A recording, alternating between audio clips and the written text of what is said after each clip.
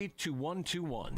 Great food and the best live entertainment is what it's all about at the Furniture Factory Bar and Grill. Head to downtown Huntsville every Tuesday for karaoke on the only outdoor karaoke stage in North Alabama. Thursday night is the Valley's longest running and biggest bike night. Food and drink specials, giveaways, and live music on the patio. And the Furniture Factory menu is fully loaded with options from steaks to salads, plus a whole lot more. Featuring a weekday happy hour that starts at 3. 619 Meridian Street, downtown Huntsville, and online at FurnitureFactoryBarGrill.com. This hour of the Blitz is brought to you by Fleming Roofing and Restoration. Online at FlemingHSV.com. Welcome to the evolution of sports radio. You see, in this industry, just like in life, everything evolves. Call 256-576-4977 to make your audible for the Blitz. That man is playing Galaga. Thought we wouldn't notice, but we did. It's the Afternoon Blitz. Here are your hosts, Smokey, Captain Cool, and the Bandi Man. How you like me now? How you like me now? How you like me now? How you like me now? Remember the time. Hello and welcome back into a Wacky Wednesday here in No Man's Land. Welcome everybody to the Afternoon Blitz on the Tennessee Valley Blitz Sports Radio Network. I'm your host, the Captain Cool. Oh my goodness. It's Captain Cool. Someone lose a grenade. Oh yeah. We've had a pretty good week so far, okay? It started out with a mellow Monday, then it kind of got a little crazy with the Tipsy Tuesday, and now we're on a Wacky Wednesday when everything kind of just goes crazy, possibly wrong, hopefully not today. I think we're going to have a great show. We got a lot to get into. Make sure you guys find us online at theblitzsportsradio.com, on Facebook at The Blitz Sports Radio, and on Twitter at @TheBlitz_sports. And while you're at it, follow us on Twitch and YouTube at WZZN TV for more than just sports talk. If you guys do tune into our live feed stream where you're watching us on Twitch or YouTube, make sure you guys aren't driving, but you can kind of just chill out, relax with us, and comment anything you want. Kind of just be fully involved in the whole conversation that is going on throughout today's show, or you guys can call in on the show at 256-576-4977. If you forget the number, it's going to be on our stream all day, so just take a look at that. Just do that. Just do that. This first hour is presented by Fleming Roofing and Restoration, the guys you need to talk to about all of your roofing needs. Have roofing problems? Look them up online and fill out your free quote today. Remember, Fleming always shows up. You're live hanging with the chillest crew of two in sports radio in the booth, keeping us on the airways, making sure I don't sound like a buffoon, and also sometimes canceling my mic. One, the only, Man You did it. You know what? I'm not even going to introduce you now. Bandi Man Bailey Lowry. You set me up for it. All right, what is going on? Captain Cool. Oh, well, you set the tone already. You set the tone. It is a Wacky Wednesday. You muted my mic.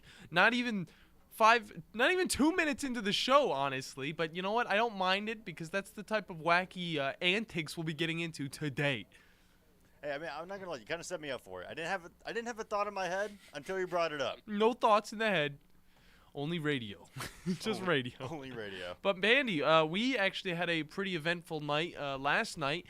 We didn't really get to play any video games, like the usual times. But we did get to cover a little Buckhorn basketball. We did. First game of the season for us to cover, and we'll have another one this Friday night, which will also be on Zone 3, I believe. I believe it will. I'm pretty sure it will.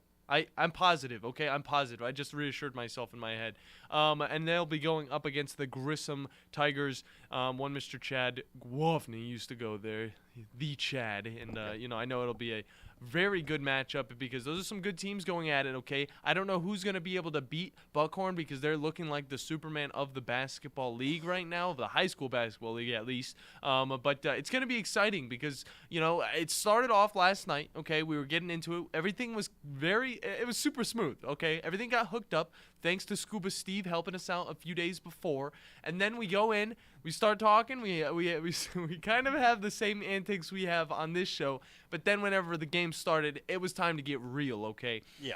You, my friend, did a great job covering the game. Obviously, we had to get, used to the names and all that stuff, as is how, it comes. But me, on the other hand, I was just sitting there. I was like, okay, when am I gonna interject my thoughts? I know when to, but at the same time, this is basketball, and you don't have a lot of time to throw in you can't have a story. You can't come up with a story, right off the bat. It needs to kind of be like short sentences, and I can't go on little rants like this. But it can be tough, but you know what? You did do a great job of interjecting when you could, and I mean, you gave some good, insightful color too, as well, especially for your first time doing basketball color as well. Yeah, I gotta be honest. In my own view, like my own mind, I was thinking to myself, I was like, man, I did so trash. But then I was like, but we did do a little bit better later on in the in the pod, or not the podcast, but in the game. Just because getting used to everything, starting to get an idea of what's going down with the team, and they were totally in control last night. I don't think they were behind at all, but they had that game just in the bag. They ended up winning. What was the score? It's like, It was around. I mean, it's like 60-something to like 50. Did they hit 50? It was not that close. They didn't hit 50. Bob Jones didn't even hit the 30 mark. Oh wait, no. I thought Bob Jones was at like 39. Remember? I thought they got held to like 25. I don't know. Oh, no. I think you're thinking about the first game of the season when they played East Limestone. Because I think East Limestone only scored 25 against them in that game where they absolutely blew them out. But either way, it was a good game. They won, and we had fun covering. 56-39. Okay, there you go. Okay, so I was slightly correct. I didn't remember what our score was, but either way, it was a victory, and it was pretty handily done. But it was great. It was great. I had a lot of fun, and I'm looking forward to this Friday because it's gonna be even better.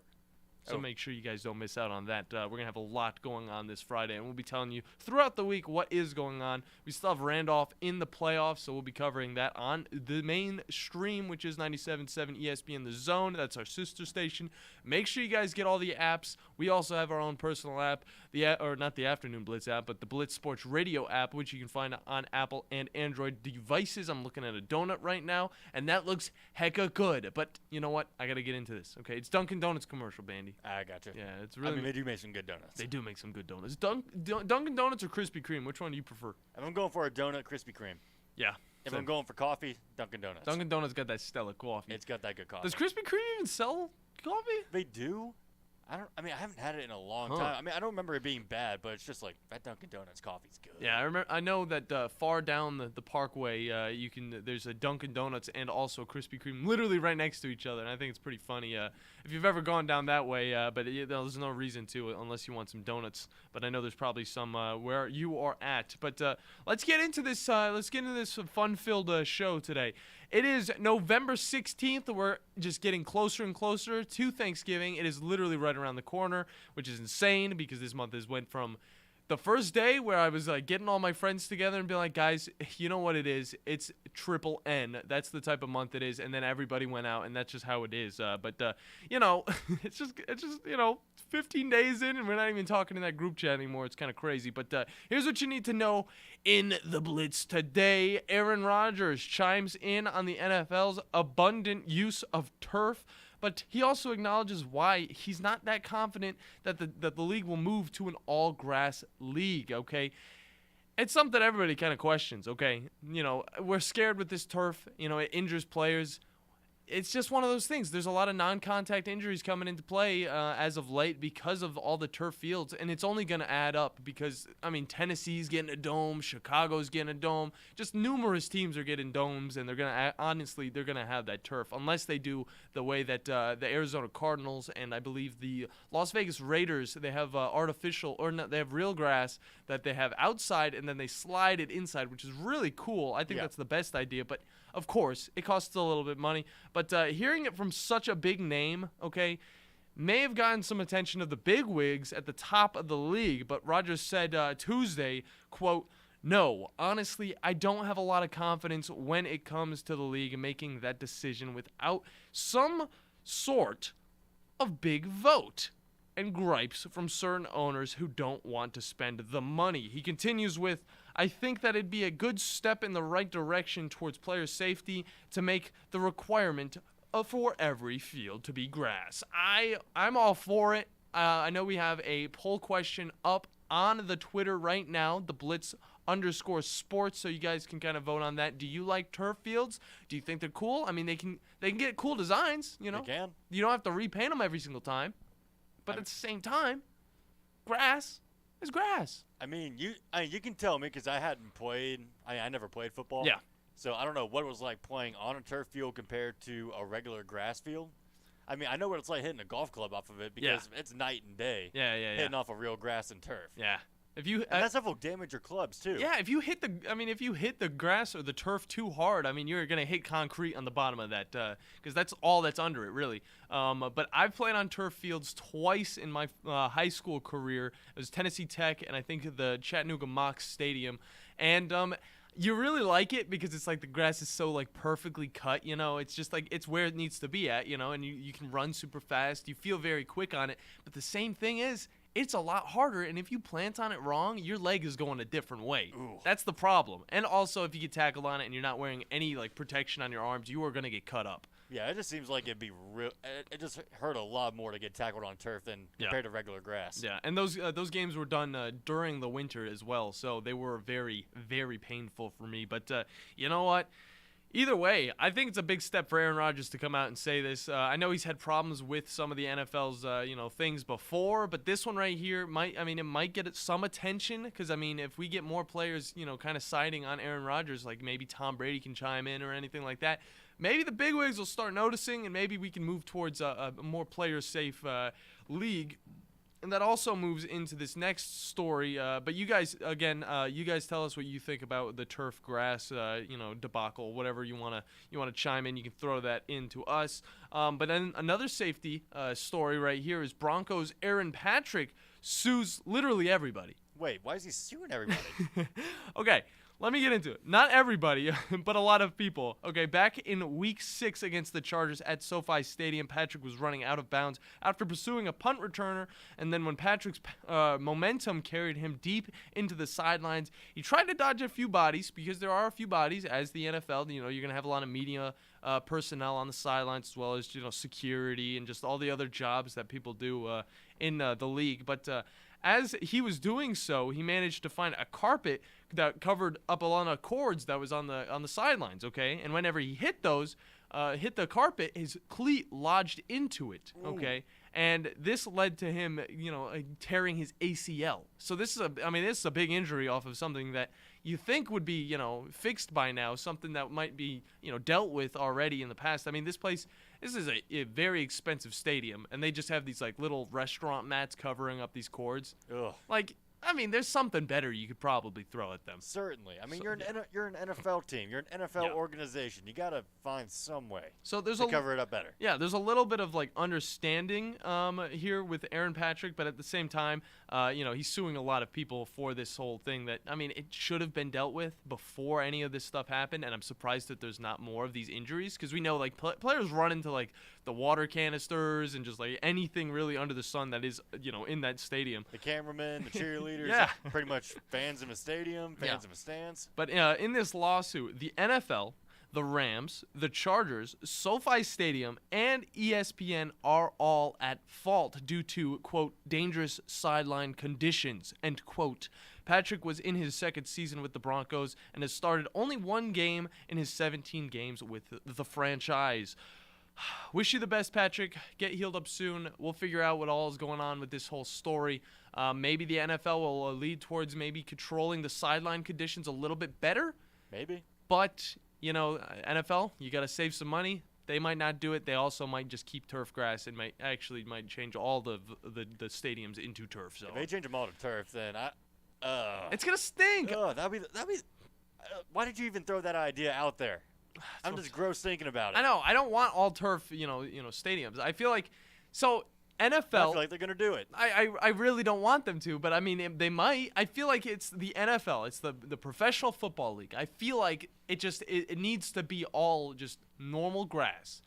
It's fine in college baseball. They have turf fields and all that stuff. In college football, they have colorful different types of turf fields and all that stuff. Yeah. But don't let it go over to the NFL. I mean, they don't have turf fields in the MLB. And at the very least for baseball, I mean, you're not moving around as much as you would in football. Exactly. At least like compared to like outfielders in the infield where Yeah. you're running on dirt. Yeah. Compared to you're running on turf in the outfield and a little bit of the infield. Yeah, I mean, whenever you're base running, I have some, like, I have some worries about people sliding and stuff because I doubt that's the same. Oh, yeah, no, I mean, you got to learn how to slide right if you're going to play baseball. Because, I mean, if you slide wrong that one time. Yeah. I remember during Little League, I tried to do a front slide, and I did it the absolute worst way possible and absolutely tore up one of my knees. Ooh, you can eat a lot of crap, too, if you, like, go face first in that, okay? All that dirt's getting up in your face or even the turf. But, like, that's what I'm saying. Now with baseball players, they need to learn how to slide on both turf and also dirt. I mean, that's just I mean, unless you want to get injured, but still. I mean, I know that's definitely a problem, and we've been seeing a lot of these problems in sports, in college and in NFL with turf, hurting people's legs, a bunch of non-contact injuries, and I mean, I want to find a solution for it, but I'm just a little radio guy, and I can't really do anything about it. But you know what? Again, Aaron Rodgers might be able to do something, and he might be able to, get a bunch of people together. But moving away from the NFL, two former boxers team up with one of the most bizarre. I said it, bizarre. Bizarre. Something out of JoJo's Bizarre Adventures, honestly. Bizarre business ventures of my lifetime. Okay, I haven't seen a lot of this type of stuff, but also probably the smartest because, wow, yeah, it's the cannabis industry. That's what it is. Okay, that's literally. I'm gonna drop that for you guys right now. But we'll talk a little bit more about that. I'm gonna have you on your edge of the seats until the cool segment, so we can talk a little bit more about that because it's interesting, not because it's cannabis, guys. We don't condone any of that. It's more like who is partnering up and doing this and what exactly the product is. Yeah. It's pretty funny. It is very funny, very bizarre. Moving on, the Bruins organization is hiring an independent firm to review player vetting process in wake of the Mitchell Miller controversy.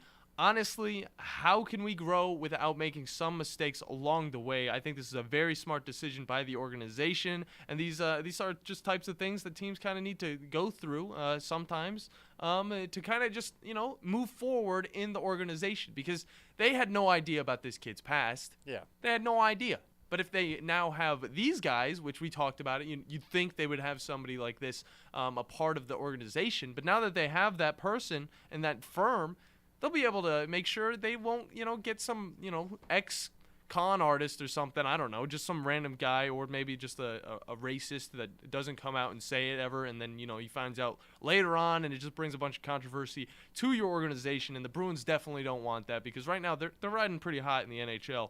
But still, this is it's a move forward. I like this. The only problem with it, obviously, it's some more expenses. But for the Bruins to do this, like they already apologized for the Miller controversy. But now, they're actually taking action, which is something that a lot of people like to see. And this probably brings back a lot of fans that kind of dropped the Bruins because of this whole controversy back to the organization. So good on them. I think they're a pretty big winner for that one. And then moving on into some sadder news, Virginia will cancel their final home game against Coastal Carolina in relation to the 3 players who were fatally shot over the weekend. The suspect, Christopher Darnell Jones Jr., was denied bond during his court hearing Wednesday and is facing 3 counts of second-degree murder, 2 counts of malicious wounding, and additional gun-related charges. A status hearing is set for December 8th, and classes at the university have started back up, and a campus-wide event honoring the victims was in the works. We'll continue coverage on that story as the news comes in. And we also don't know what the story is against their final matchup against Virginia Tech at the end of the month. There you guys go. And then later on in the show, the play-by-play will have all the information on League of Legends preseason patch. Overwatch 2's patch has a new date. We got a new date for that.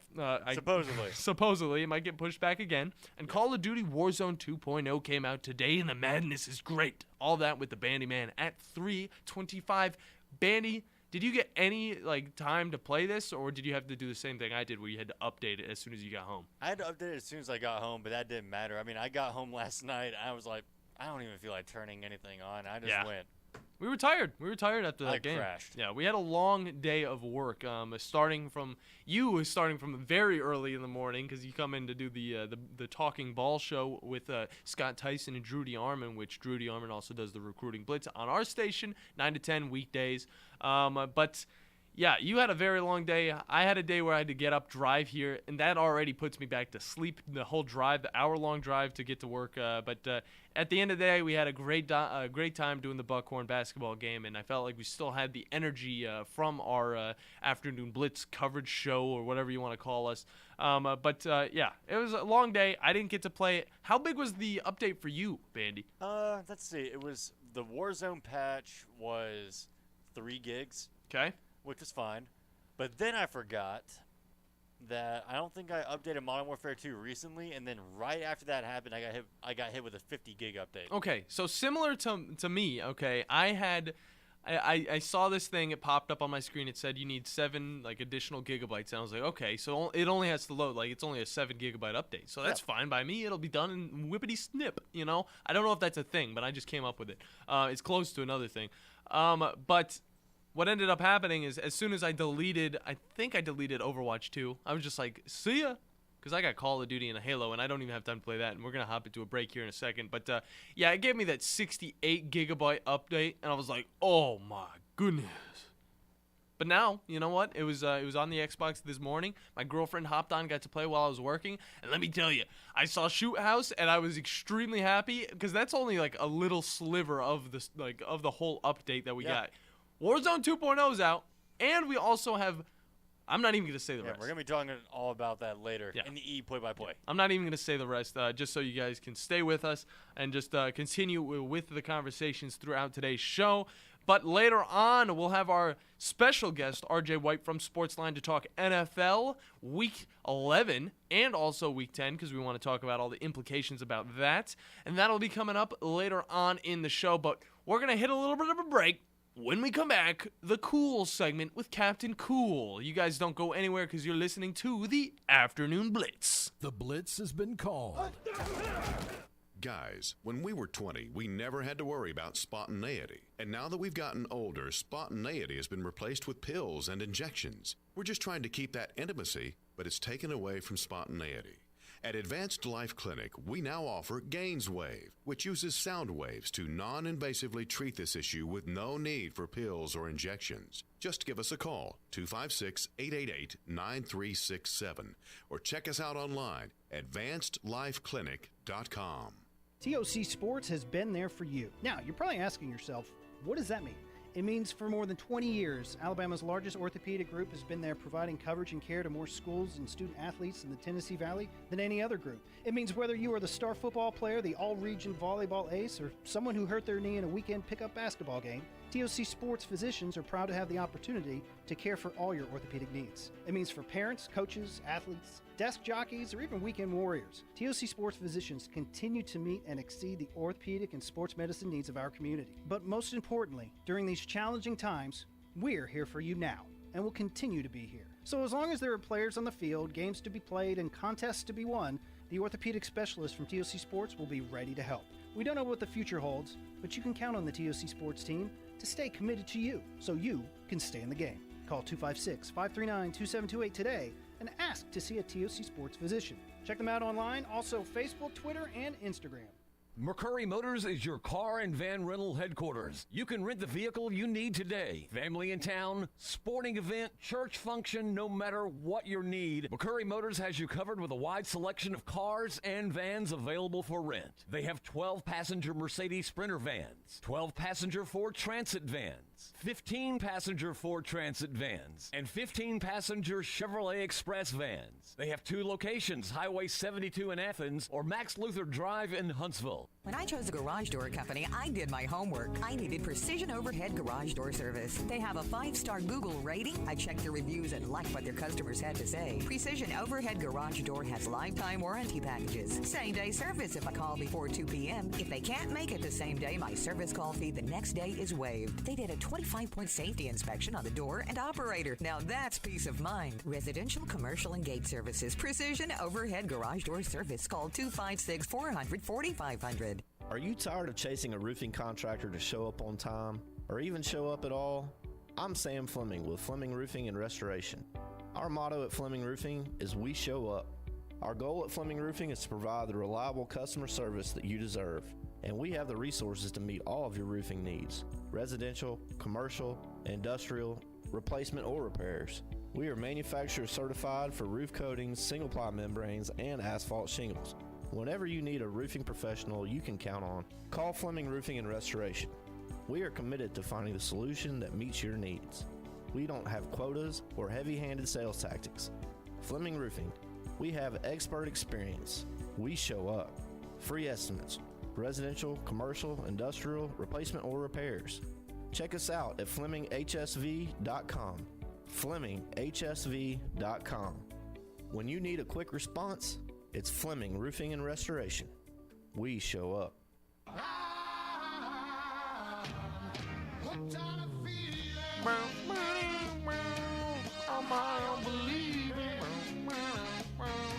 You guys don't know, okay?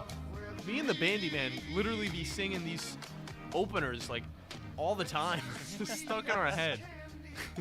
I mean, I'm not gonna lie. I've started listening to like the full versions on the way home from work. Heck yeah, you gotta really get into it. You know, you gotta feel the vibe, the afternoon Blitz vibe, just constantly. It's a life choice. That's just what it is. It's a way of life. But welcome everybody back to a wacky Wednesday here in No Man's Land. Welcome back to the afternoon Blitz on the Tennessee Valley Blitz Sports Radio Network. I'm Captain Cool alongside the Bandi Man, getting into a heck of a good show already. We have the vibes going. It is a wacky Wednesday, guys. I'm wearing my wacky shoes too. You probably saw that if you're watching the stream on WZZN TV on Twitch and YouTube, or you can just watch us on our own Twitter and Facebook, because you know what? We just give the ease of access to you guys. So make sure you're doing that until we just totally, completely stop doing that and only have it on YouTube and Twitch, because you know what? We want to spread out. We want to get you guys on certain things, and that's just what we're going to do, okay? But if you want to call in on the show, you can call us at 256-576-4977. And Bandi, we've got some interesting stories, okay? We really do. We got some interesting stories. I'm going to start with the edible story because I got to get that off my shoulder, all right? All right. You brought it up to me yesterday. I was like, this is the best story ever. Why did we not talk about this, when it, first dropped? But it doesn't really matter, because this is still a very timely thing that we're talking about. And then I'll be talking a little bit on a little Tom Brady and Antonio Brown. I'm gonna leave it at that, and you guys are gonna find out as soon as we get started with the cool segment of the show. It's getting hot in here. Hot in here. That's a spicy meatball. So it's time to cool down with Captain Cool. You know what cool is? What? You're looking at. Damn straight. All right, boys. Right into it. Let's do it, okay? And an extremely unique partnership. Here we go, guys. Are you ready for this? Between two boxers. Yep. Mike Tyson. All right? There you go. Obviously, we kind of had a feeling it was going to be Mike Tyson. He's been doing stuff with this cannabis company that he's got going on for a while now, okay? But he's working with a one-time foe. He used to be a foe. A pretty big foe of him, actually. But now kind of friends, I guess, because he's working with Evander Holyfield. Yeah. Yeah, that's what's happening. I don't know if you guys could guess what's going to happen here.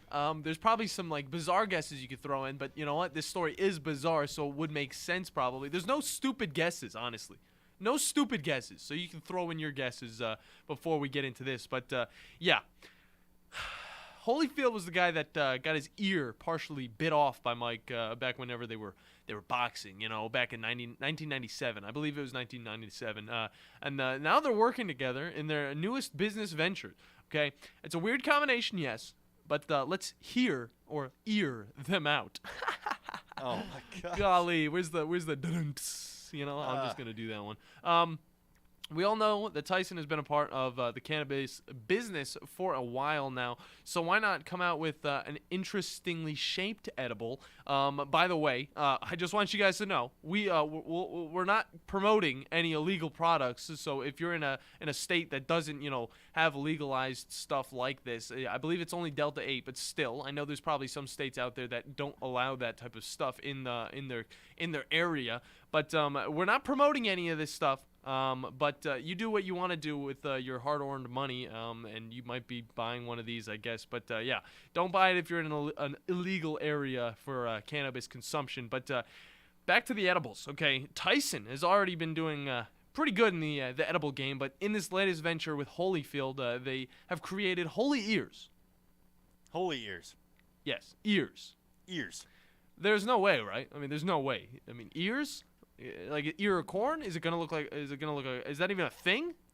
I mean, from the way it looks, it's a great idea. It's a great business idea. Yeah. I mean, and you're right. I mean, Tyson really has been doing this for a while. I mean, ever since really he retired from boxing and really kind of stayed out of that scene.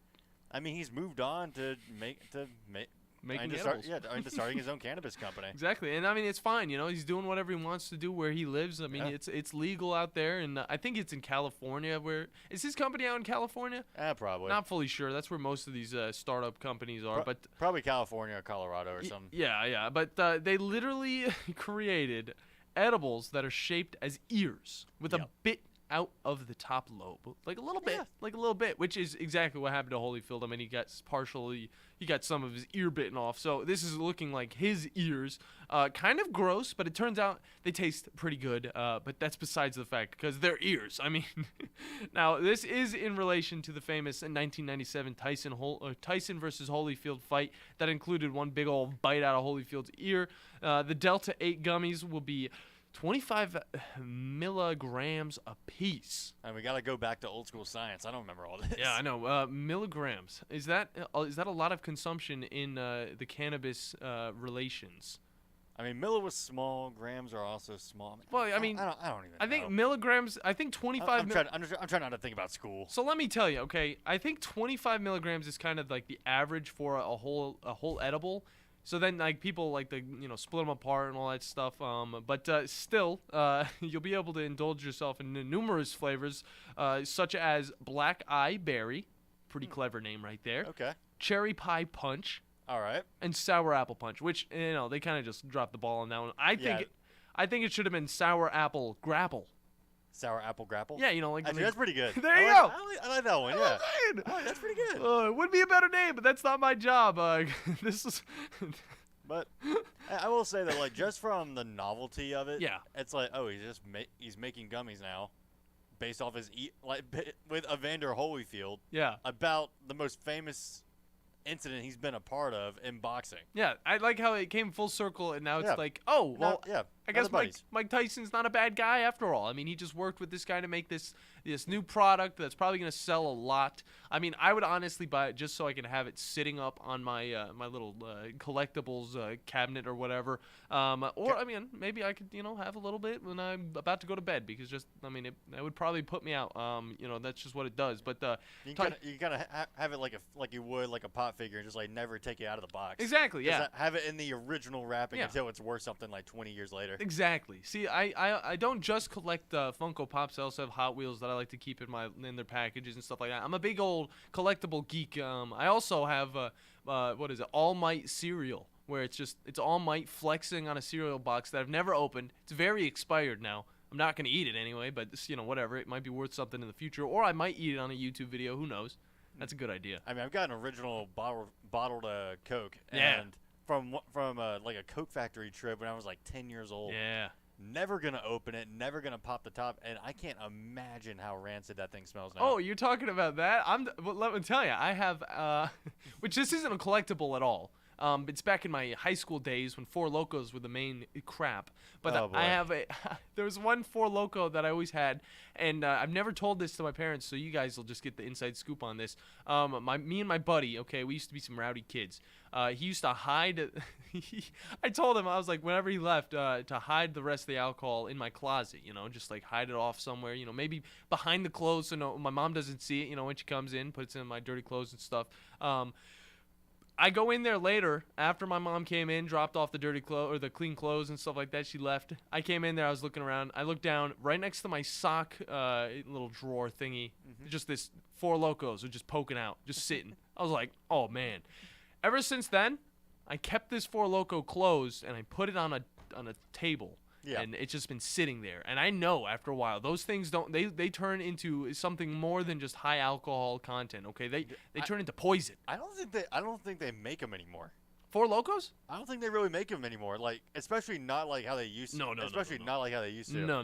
Because, like you were saying, how Four Loko was back in high school, that was when I was in college. Yeah. Yeah. No, Four Loko was actually dangerous. No, yeah. And with how you're describing it, yeah, oh my God, like some of the questions, I'm just looking at, see if they still make Four Loko. And one of them, it says, why is Four Loko illegal? It's illegal in some states. Is Four Loko a beer or a liquor? No, it's gasoline. It is, well, it's gasoline with a little bit of flavoring to it, like watermelon. Oh my God, that's what it tastes like, was gasoline. Yeah, it is pretty poisonous. I still have it. If I cracked it open, I'd probably instantly become drunk off of the smell. But I'm not going to open it up, okay? It's just one of those things. I cherish the memory of it, so I'm going to keep it off to the side. Maybe I might do a video about drinking that 7-year-old drink that is, it's insane. It used to be like 10% alcohol content in it. Yeah, oh, that's right. They did lower it by like a lot. And they also removed the caffeine, apparently. Oh, I didn't know there was even caffeine in it. I didn't either, but now that explains a lot. There you go. There's only one time I've ever craved. We're going to get into like a little bit of a podcast conversation, but there's only one time I've ever craved a Four Loko, and that was after a long shift at Burger King. That is probably the weirdest sentence I've ever heard you say. It was the first time I ever craved alcohol in any type of way. I was like, dude, I need something to take the edge off because dang, this is a long day at Burger King, and you know what? I'm sick of cleaning a bunch of dirty plates, for this industry. So I was just like, I need a Four Loko. So I ended up having a Four Loko that night. Played Overwatch, the original Overwatch, and it was a heck of a night. But yeah, I only had probably like 3 Four Lokos in my whole life. They're not something you really want to drink. And if you're a child, don't do what I did. They're not worth it. They're not worth getting. Just get normal water. Water is way better for you. And also, you'll be ripped when you're older like I am now. Hey, if you're a child, pretend you didn't hear the last 5 minutes of this conversation. Yeah, This whole well, actually, if you're a child, you shouldn't have been listening to any of this conversation because all of this stuff would be illegal to you because you are a child. Okay? But this show is for the children. But here's the thing. I just saw something on Twitter that's incredibly making me mad right now. What is it? So, I always say that the lesser teams in the NBA, like teams that aren't like the Lakers, these historic franchises just don't really get a lot of love nationally. Yeah. You know how I know they really don't care? But like the Knicks play the Jazz tonight. It's shown on my Twitter, NBA. Yeah. Why is Donovan Mitchell the picture? Oh no. In his Jazz jersey. Oh no. Why is he the picture? That's like some mistake that I would have made early on when I'm just like grabbing a random picture off of Google and putting it on like the post. And I don't know if the guy's playing on the team or not. That's messed up. How hard is it to do your job? That's messed up. Come on. Back to Tyson's holy ears, okay? He quoted, "If I was on cannabis, I wouldn't have bit his ear." There you go. Holy ears. I do like that picture, too, that they had where it's like them chilling together with the chairs. I know. And then the other one of him trying to bite his ear. I know. He probably got like a little triggered, like a little scared that he actually would bite his ear. But Holy Ears by Tyson 2.0 global company, $30 a bag. Again, we aren't selling you on these things. Just bringing you the news, okay? Moving on. And I feel like TMZ with this story, but that's okay. Because it's a really cool story and how it went down from one side at least.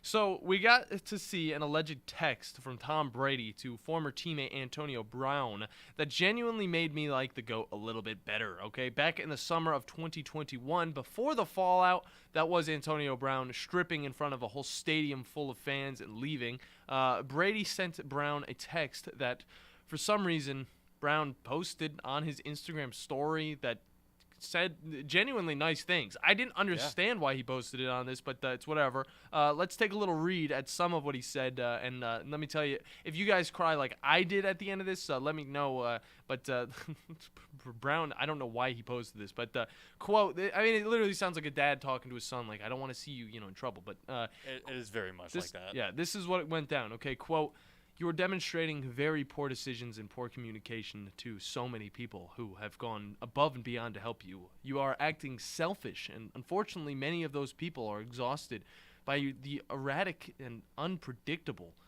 emotional behavior. When I met you, you were humble, willing to learn, and anxious to improve things in your life.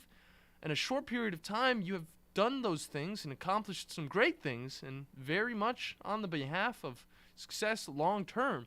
Unfortunately, you have reverted very much back to a young, immature man that is selfish, self-serving, irrational, and irresponsible. I, for one, am disappointed in many behaviors over the past few months. You have seemed to have lost that humility and that APG. I don't know what that means. I don't know either. Okay. And then he Assists per game? What do you say? Assists per game? Yeah, there you go. And then he goes on to say, you have gone from hanging around good quality people that had genuine interest in seeing you succeed to seeing others whose lives are erratic and out of control and leading you down the negative path. So, what's the reason for the screenshot post for AB? I'm very confused. Like, was he showing, like, people used to care about me, and their friendship has been on and off and on and off. And then, I mean, AB boasts about, like, being with his wife and stuff like that. I just don't understand where he's going. And I guess he's a rapper now, too. I had no idea. I didn't even hear about that. But, yeah. I mean, probably because I didn't hear about that, it's probably not very good. Yeah. But, I mean, when you see this kind of text, it just really shows that it really doesn't seem like Tom Brady, for one, is really in a bad spot mentally right now, despite everything. But, well, this was back in summer of 2021. Oh, this is in summer 2021? Yeah. Oh, okay. So he's just being a father figure looking out for this young man. Okay, like, what happened with Antonio Brown when this text was sent? So I'm trying to remember what he did. This was kind of around the time where he was just kind of being a little bit more selfish, going partying and all that stuff. And then it led up to the season where he did leave the game, stripping his jersey from him and just leaving the Jets stadium, that Buccaneers-Jets matchup right there. But, I mean, he has, we've seen him try to better himself in the league and try to get back into it and stuff. He played for the Patriots for, like, a little bit, but he was cut pretty soon after. But either way, he ended up with Tom Brady. He won a Super Bowl, and then the next year he was just kind of, he was back to being Antonio Brown. I guess this is one of those things where it's like, when I talked about it yesterday, okay? You're young, you get a lot of money, you get, like, super pumped about it. Antonio Brown, he's not as young anymore, okay? He's grown up, but he's still to the point where he lets that money and the attention just get to him, and he's just turned into a toxic person just all around. And the rapping he's doing now, it adds on to it because, I mean, it's first off, it's trash. Second off, I wish we could get it, like, playing so we could hear a little bit of what he's got, because I've only heard some of it, because he's literally posting it nonstop on his Instagram. He's just, like, constantly promoting himself.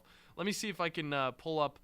I'm just gonna, let me see, okay. He keeps doing this thing where he's like, put that SH on, okay. It's literally every single time. Yeah, every single post, it's literally just put that SH on, okay. And then he's looking like this man from a video game right now. He's wearing futuristic glasses.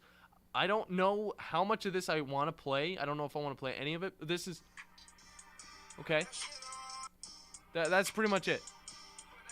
That's the type of stuff he does, okay. He's got I'm trying to find. He's like crowd surfing and everything. Let's listen to it. It's normal. I mean, there you go. I'm not going to play anymore because I don't know what he's going to say in that. Okay, I don't listen to his music. Well, you let him say SH twice. Don't worry about it. I don't want him to say the F word. That's a different story right there, okay? We can get away with the 2 SHs, okay? We can't get away with an F word, all right? Sure. I wouldn't want to do that. I mean, we've done it a few times on this show. I mean, it is online, okay? It doesn't really matter. But still, we are for the kids, and we are for the adults, and we want to respect you guys and all that stuff, so we're not going to play too much of that trash music that he is pushing out. I'd rather listen to Anne Murray, Snowbird. Snowbird? You know what I'm saying? Oh, my gosh. You don't know what I'm saying. Maybe Cage the Elephant. Yeah, Cage the Elephant, I know. There you go.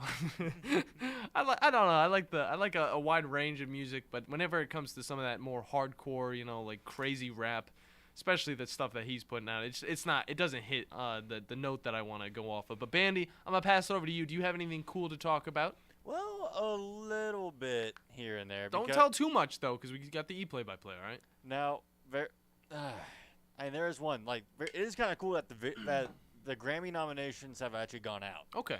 And this is the first time that there's going to be a video game category at the Grammys. Oh, I didn't know that. Yep, and it's going to be the best score soundtrack for video games and other interactive media. Good stuff. Tell me the nominations for it. Aliens Fireteam Elite. Okay. Austin Wintory. Assassin's Creed Valhalla. Dawn of Ragnarok. Stephanie? Economou? I'm not sure how to pronounce it. Bunch of whack games, honestly. Call of Duty Vanguard. Bear McCreary. I mean, it had a decent soundtrack. I'll give it that. Okay. They usually do a pretty good job on the soundtracks. I'll give it to Call of Duty. Even though the gameplay's terrible, at least the soundtrack's usually pretty good. Just Vanguard. Marvel's Guardians of the Galaxy. Haven't played it. Didn't hear a lot about it after it came out. I didn't either, but I heard it was pretty good. Yeah. And Old World. Now, since this is the first time this will ever happen, I'm actually surprised Sonic's not on here. Yeah. Sonic Frontiers. Because what always gets me is that with the most recent Sonic games, and just in general, is that the same thing I said about Call of Duty really applies to there. That if the gameplay and maybe the story isn't very good in a Sonic game, but soundtrack's 9 times out of 10, a 9 or a 10 out of 10. I can agree with that, okay? That's the main reason I still care about Sonic 06. It was a trash game. I'm going to be honest with you. Had some pretty good songs. Good songs, good vibes. Gameplay was terrible. Glitchy as hell. Yeah. Yeah, that's just how it is. Glitchy mess. Yeah. But, yeah, that's cool, though. Sonic Boom, even worse. I never even got to play Sonic Boom. Soundtrack was a banger. Soundtrack was a banger. I know the cartoon is pretty funny. It's pretty woke at times, too. So pretty self-aware. Yeah, I like that about it. Yeah. I like that. I think that's what woke is. I don't know. I'm tragically hip, as Tom would say. But You're tragically hip. Also, another really cool thing before we hop into break, because we're going to just, I just want to throw this at you. Yeah. Do you know in Call of Duty Modern Warfare 2, you can change the hit marker sounds to the original Call of Duty Modern Warfare 2? Okay, I'm doing that when I get home. Exactly. Yep. I just wanted to tell you guys, just in case you've been playing that game and you wanted to go back to that OG style of hit markers. It sounds beautiful. It sounds beautiful. Oh, 100%. But as soon as you do it, I heard about this by some guys just playing online, and he was talking to his friend. He's like, you can change it. I wasn't wearing a headset. I was like, oh, that's pretty cool. And the guy was like, watch, just as soon as I change it, I'm not gonna get another hit marker. And then he just started screaming and yelling the whole rest of the game. It was pretty funny. But yeah, that's the cool segment. That's what we got for you. When we come back, guys, we'll be previewing the second hour, talking a little bit about NFL football, and then on that second hour, we will start with RJ White from Sportsline to talk NFL lines and all that whatnot going into this Week 11. I can't wait for it. He's always a great guest. You guys can't wait for it either. Don't go anywhere because you're listening to the Afternoon Blitz. The Blitz has been called. You've got to experience Toyotathon at Bill Penny Toyota. They've got the selection with over 700 new Toyotas to choose from. And they've got the extras with Bill Penny perks and a 10-year unlimited warranty. So get on over to Bill Penny Toyota today and experience Toyotathon. Bill Penny Toyota in Huntsville and online at BillPennyToyota.com. Bill Penny's Toyota 10-year unlimited warranty is valid through the 10th year of ownership. Valid on new vehicles only. See dealer for details. With us today, Dr. Tracy Lowry of Best Vein Care of Huntsville. When we evaluate a patient and they indeed have significant venous disease, most third-party payers, private insurance, Medicare, require us to treat every patient conservatively at least 90 days. Conservative treatment includes increasing ambulation, elevation of the legs, and the wearing of compression stockings. It's very common for folks to come see us in March or April wanting to have their veins fixed before they go into swimsuits starting in June.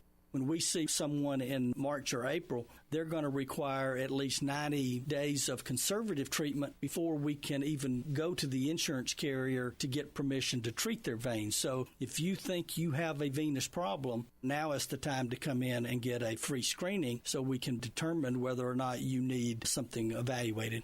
If you have a vein problem or you think you may have a vein problem, now's the time to contact us at bestveincarehuntsville.com.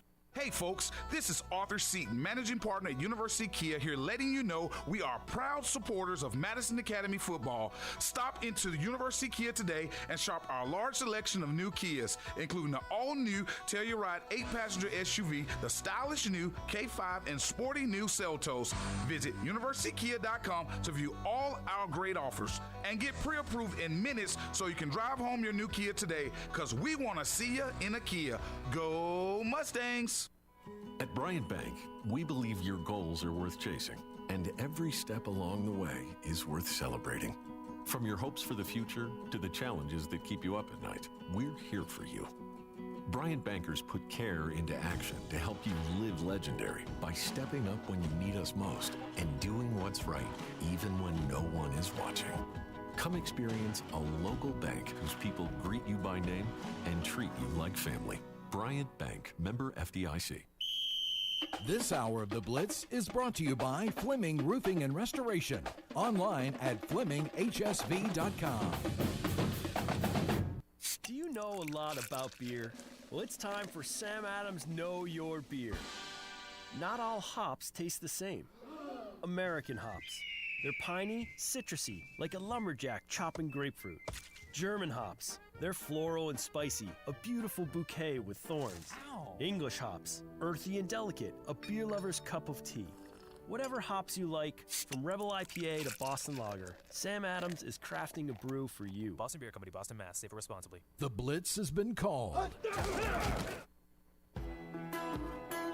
to the wind blow, watch the sun rise. Hello, everybody. We sing it every time. Every time. Welcome back to the Afternoon Blitz on the Tennessee Valley Blitz Sports Radio Network. We'd like to remind you that this hour has been presented by Fleming Roofing and Restoration, the guys you need to talk to about all of your roofing needs. If you got any roofing problems, you can look them up online and fill out your free quote today. Remember, Fleming always shows up. They do. And I wanted to ask you a question, Bandi, okay? Because we got a little segment right here. Do you have a Christmas list any year? Do you ever come up with a Christmas list? Is that something you still do? A Christmas list? Christmas list, yeah. Yeah. It's getting close. Yeah, Christmas list. What do you want for Christmas this year, Bandi man? I don't know. I've been thinking about it a lot. Yeah. About what I really want for Christmas. Let's see. You If you're thinking I was going to go to Mariah Carey, you're dead wrong. No. You just start busting into a musical. No, tell me what you want. I was going to start playing the piano riff. Give me a little idea of what I can possibly get for you nearing the future, okay? A computer monitor? Okay. Might be a little hefty. That's not bad. But nah, I wouldn't ask that of you. And a Utah Jazz Colin Sexton jersey. Hell yeah, that's pretty cool. I got to say, it's pretty cool. So the first thing I added onto my list this year was New York Islanders merch, all right? Hey, I don't blame you. They got the Fisherman. The Wave's back, okay? They have the Fisherman jersey for the reverse retro uniforms that they're wearing. And also they have an awesome, if you guys know, I forgot. I was wearing this, but it got a little warm in here during the cool segment. Boom, the Islanders jacket that I got from the 1990s. So yeah, it's from 95, 96. But they came out with an Adidas one this year, okay, and it looks sweet, okay. And I would probably rock it. It's not as thick as this one, so it'd be more of a fall like type of jacket that I'd wear, but it looks very nice. It's like a windbreaker / jacket. So that's that's like the first two things. I wish they came out with it last year because that is when the Tom did get me some Islanders jersey or Islanders jacket that I wear every once in a while. It's custom. It's very cool. But if we're being honest, I might need to be a little bit more responsible with what I want this year. I want internal storage for my Xbox Series S. Okay. Yeah. Yeah, I don't blame you there. Because what do you have right now, like 500? So it's 500 on the Xbox. Yeah, I believe it's 500 on the Xbox. And then I have a 4 terabyte external hard drive that does not let me play some of the games because they need to be on the console itself. Oh. Because if this all like new, it needs to be optimized and it needs to be on the console so I can actually play it at its full, capacity. So the only games I have that are like modern on my Xbox, I had to get rid of Forza. I have Halo Infinite, okay, which just got an awesome update, which I haven't been able to play because I've been too busy playing the other game, which is Call of Duty Modern Warfare 2. There you go. Those are about the only games. I think I've got Power Washer Simulator still on it because that's another game you can't have it on an external hard drive because I guess it's too taxing on the device. Yeah, that for it's whatever. I hate it because I can't do the same thing on PC because I want to put some of the Game Pass games on my external. Yeah. But I can't do it. Yeah. Like I want to put Scorn on my external. Yeah. But I can't. I also have Scorn. Scorn is scorned to be on my internal until I uninstall it. Yeah, it's on my internal as well, and it's taking up a little bit of space. But thankfully, it's not too big. But those are just little ideas. You guys definitely, the listeners don't do anything about this information. This is just stuff I just wanted to talk about because, you know what, I was wearing the Islanders jacket, but it's whatever. I just wanted to kind of rep it, throw it off to you guys. If you guys have any Christmas wishes, let us know. You can comment on the socials or even on the streams, or maybe call in 256-576-4977. I don't know. Maybe we'll do something for like a special guest one of these days. We'll buy like one of the things that are on their Christmas list or something. I don't know. Maybe something. Just an idea for you guys. But we're gonna hit a break. When we come back, hour number 2 of the Afternoon Blitz is going to be on with you. We're going to have RJ White from Sportsline to talk NFL lines. Excited to do that. Don't go anywhere because you're listening to the Afternoon Blitz. This is Wes Neighbors with Philip with Eagle Insulation, and we have an announcement to make. Yes, Wes, we are now Eagle Masonry and Insulation. Still a place to call for your installation needs, but now we offer masonry services. What kind of masonry projects can you handle? Wes, no job is too big, no job is too small. We can do renovations, new construction, outdoor fireplaces, fire pits, brick landscape borders. Well, when you came out to my house, you did both the insulation and masonry at the same time. You guys did rock for me, you did brick for me, and you insulated my house. That's usually done at the same time that you're building a house. Absolutely. It really capitalizes on 2 services you need at the same time, and you can get one company to handle both of those. Philip with Eagle Insulation will come out, do your installation. He'll do your masonry. They do a great job. They guarantee your work. Check out more online at insulatedwitheagle.com and schedule your free examination today. 256-755-1556. Thanks, Wes. Here's Bobby White from Woody Anderson Ford on their service department. President's Award winner 2 years in a row. That's only given to the top 10% of Ford dealers in customer satisfaction. So we're very proud of the service department. And our body shop. If you happen to get into an accident, which not a lot of people just want to go down and see a body shop. If you get into an accident, award-winning body shop. We have state-of-the-art paint booths back there. They're waterborne paints that we use, friendly for the environment. We've got our production system, the way things are in and out. We have the fastest cycle rate in town of getting your vehicle in, getting your vehicle out, and assured that it's fixed right. We take pictures before it's wrecked, and not only after, but we take it as we're putting the parts on. All done to above industry standards. So I'm proud of our body shop too. Don't forget our parts department. So you don't have to need parts, performance parts, or just parts if you're a weekend mechanic. Woody Anderson Ford, located at the corner of Jordan and Sparkman, as well as Hughes Road and Madison. You can also check out the great deals at WoodyAndersonFord.com. Tom Abraham here from my friend Brian Hamaker and his team at North Alabama Mortgage. Look, buying a home is the biggest purchase you will make in your life, and it can be a bit intimidating, so you want people that can help walk you through the mortgage process and get you the best deal possible. That's what North Alabama Mortgage does, and they do it in Alabama, Tennessee, and Florida, from first-time purchases to refis, conventional, VA, FHA, and USDA loans. They have the solution at North Alabama Mortgage. Visit NorthAlabamaMortgage.com to learn more. That's NorthAlabamaMortgage.com. You want the right specialist for your recovery. At SportsMed Orthopedic Surgery and Spine Center, we understand every body is different. Your muscles and bones are unique, as is your body. Our SportsMed specialists offer innovative treatments and minimally invasive procedures, allowing you to quickly return to the life you love. Locations in Huntsville, Madison, Athens, and Decatur, and on the web at sportsmedalabama.com. Improving performance, improving life. This hour of the Blitz is brought to you by Fleming Roofing and Restoration. Online at FlemingHSV.com. Welcome to the evolution of sports radio. You see, in this industry, just like in life, everything evolves. Call 256-576-4977 to make your audible for the Blitz. That man is playing Galaga. Thought we wouldn't notice. but we did. It's the Afternoon Blitz. Here are your hosts, Smokey, Captain Cool, and the Bandi Man.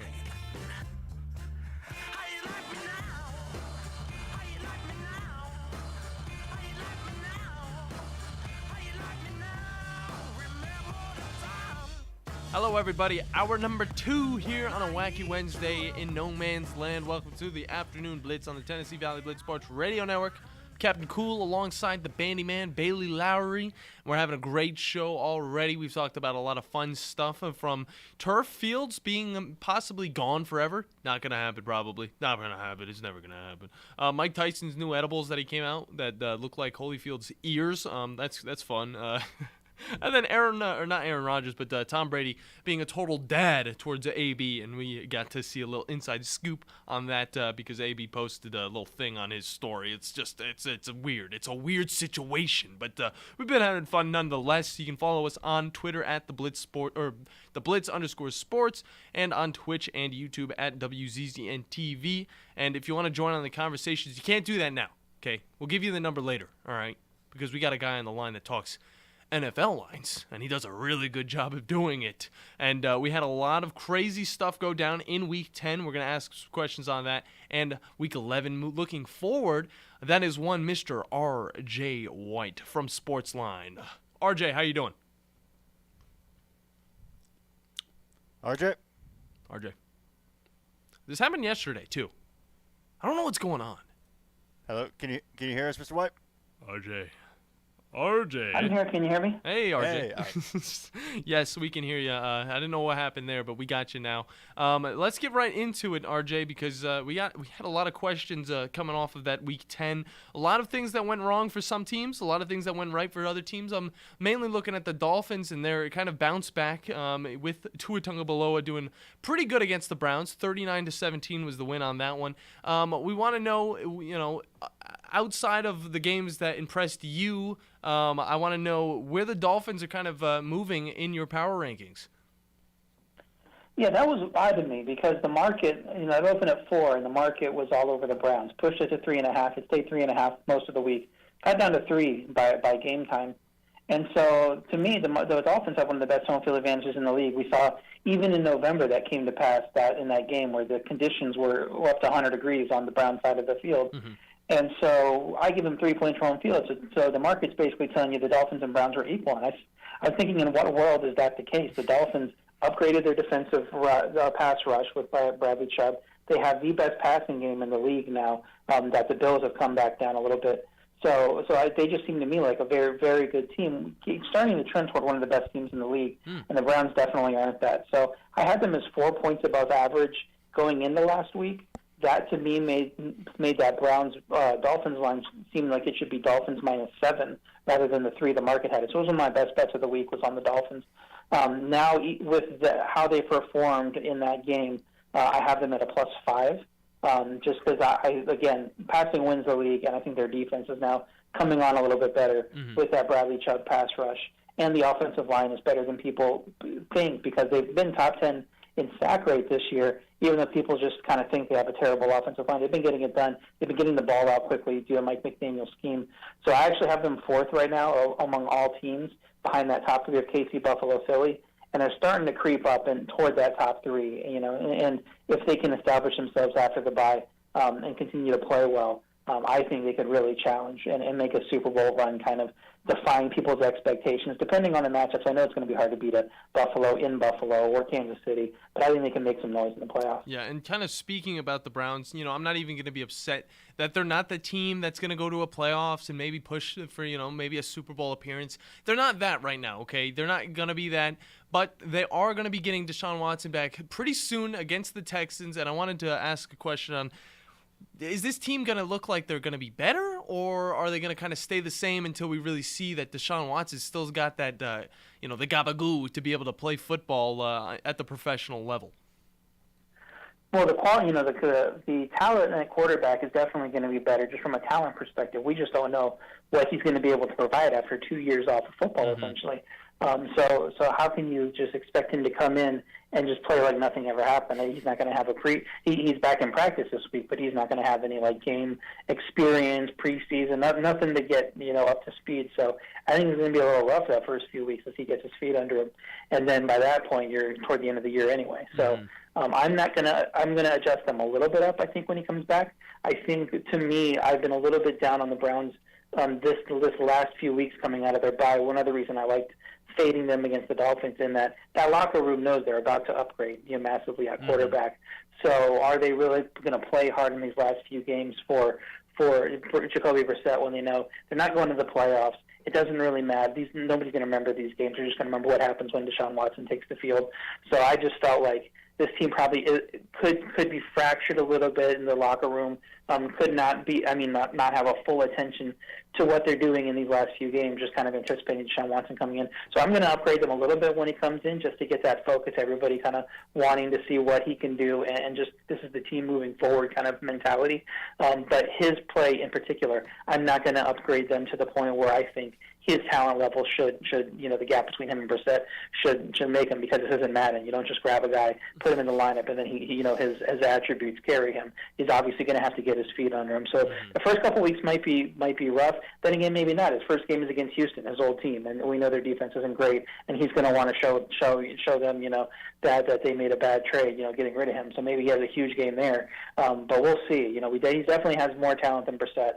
But I don't think they all of a sudden go to a above-average team in that first week back when he's back. I always thought it was kind of interesting that Deshaun Watson's literally coming back the week he's facing his old team. I'm not a conspiracy theorist. I'm not going to entertain it, but I just thought it was always funny. But I like how you brought up earlier about beating the Bills at home, because that's exactly what we saw this weekend with the Vikings taking one over the Bills at Buffalo, and then Philadelphia, getting one taken away from them at home as well by the Commanders. Those are some of the two highest teams in the power ratings. How did those two home losses and upsets shake up those top squads in the ratings?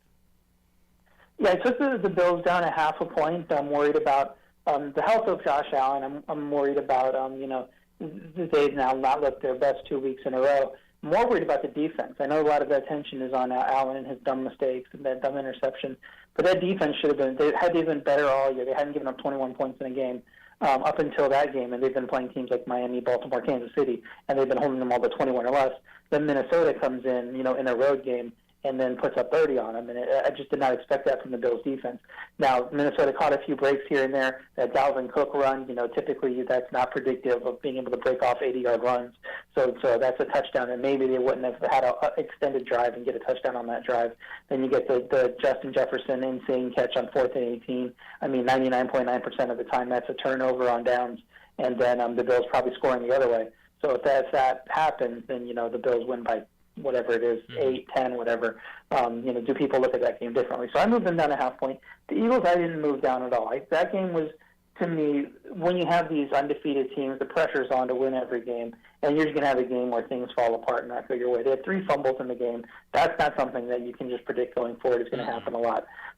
So I didn't want to move them down for that. And they actually, aside from the fumbles, did really well statistically in the game, even though the focus is on their rush defense being bad with Jordan Davis hurt. That's something that was helping the last few weeks.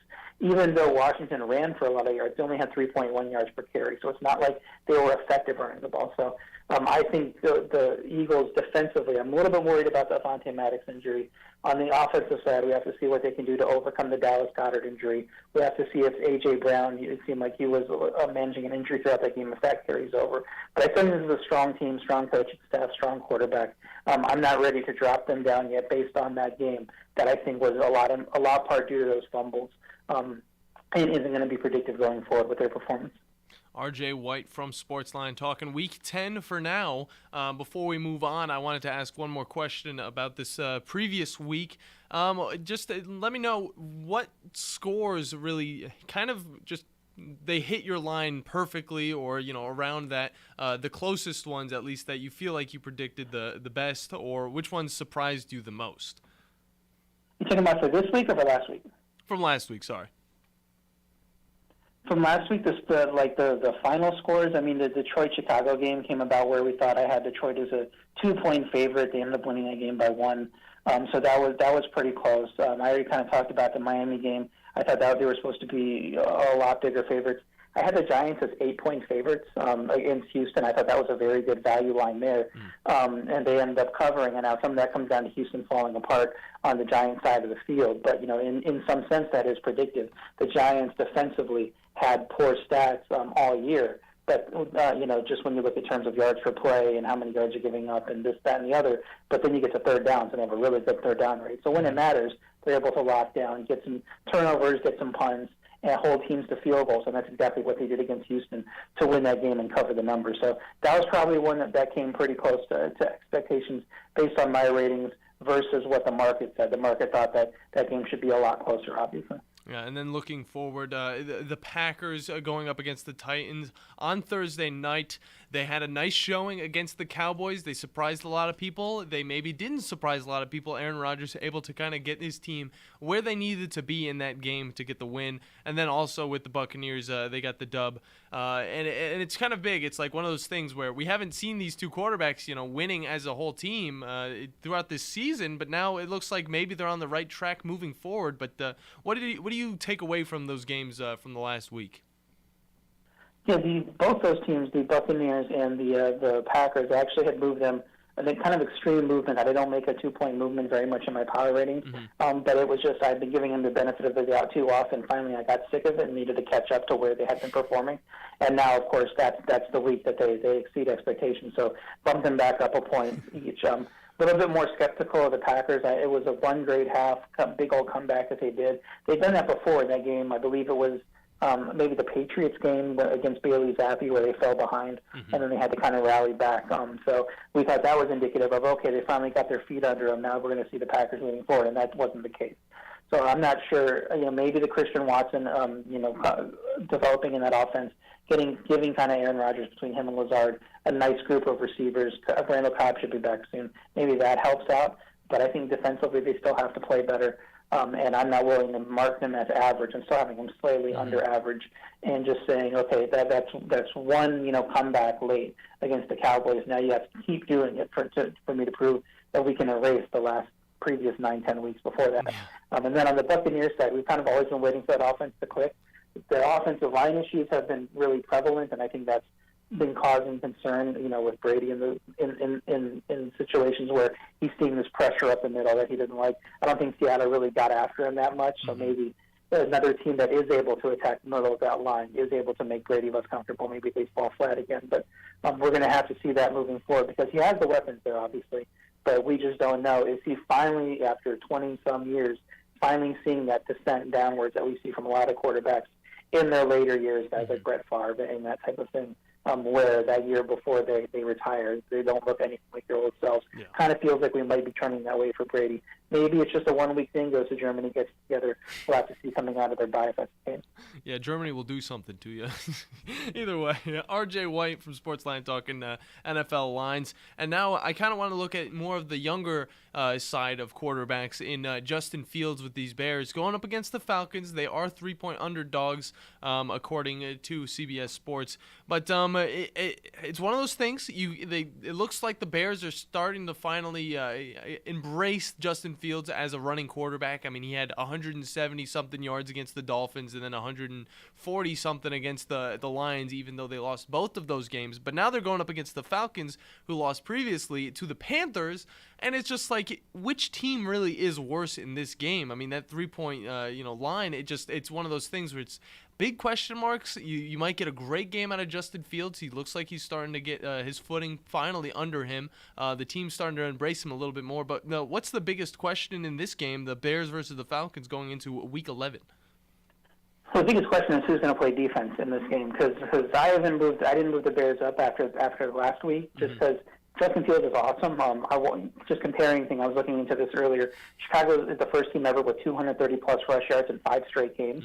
The last time there was a 200-plus rush yards in 5 straight games by one team was 1976. I believe there's 9 teams that have had at least 5 games of 200-plus rush yards. And those 9 teams went combined something like 48-4-2. Wow. And the Bears, on the other hand, go 1-4 during their stretch. They're running. They're just not, they're able to do what other winning teams in the past have done. They just aren't getting the wins. Now, the team that come close to that 200-plus yard 5 straight stretch that hasn't been done since 1976 was the Ravens in Lamar Jackson's rookie year. They had a 194-yard game in their 5-game stretch, which broke that up. But they were able to win games because they had great coaching, because they had a great defense. And then Lamar was somebody that nobody had really seen before. His skill set, able to take over a game running the ball, even if they weren't having a lot of passing success. He was just running the ball nonstop and having success. I would figure the Bears should have won a few more games during the streak with all that said and done. So even though I'm not moving them up because of how bad their defense is after those trades, I still have my eye on them in an offense-first league that they should be able to go out and beat teams like the Falcons. So I haven't put that in as a pick yet. It's +3 right now. It looks like it's trending towards a 3.5. It looks like it wants to tip over to the Falcons side. At 3.5, just with how dynamic the Bears' offense has become, I think they're a great value. RJY with us from sportsline.com, doing a great job as always, talking betting lines and NFL football with us. One team I'm really interested in seeing right now is Minnesota, because going into Week 11, they're going to be hosting the Dallas Cowboys, and Dallas right now is favored, I'm seeing on Vegas, at -1.5. And I'm just thinking, what does Minnesota got to do more to be favored at home against a team like this? I mean, sitting at 8-1 with right now their only loss against the only other 8-1 team in the league, the Philadelphia Eagles. I mean, what is Vegas possibly seeing that's maybe holding this Minnesota team back, or what do you see that's maybe holding this Minnesota team back that they could really be doing more? Well, yeah, that result against Buffalo was a surprise in the sense that they've been just kind of average offensively. Now, they do a great job executing their offense, but they just hadn't been dynamic. It's been kind of like middle of the road in terms of yards per play. And then their pass defense had been really bad. Up until a few weeks ago, it was number 32. I remember when they played Arizona, it was like the 2 worst pass defenses in yards per play going against each other.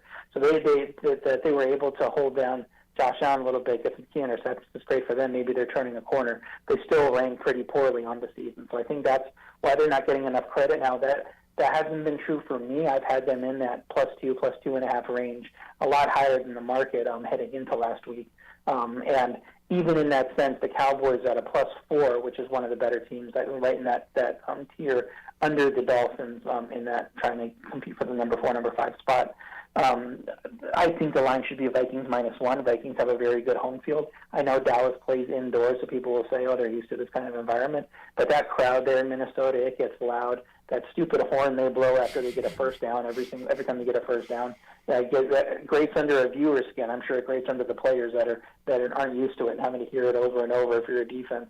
So we'll see if that comes into play. The Cowboys have had a good home field advantage because their defense tends to play really well at home and not as well on the road. And we saw that kind of rear its head against Green Bay last week. So we'll see if that carries over to this game, and the defense isn't as play as well when they don't have the crowd on their side.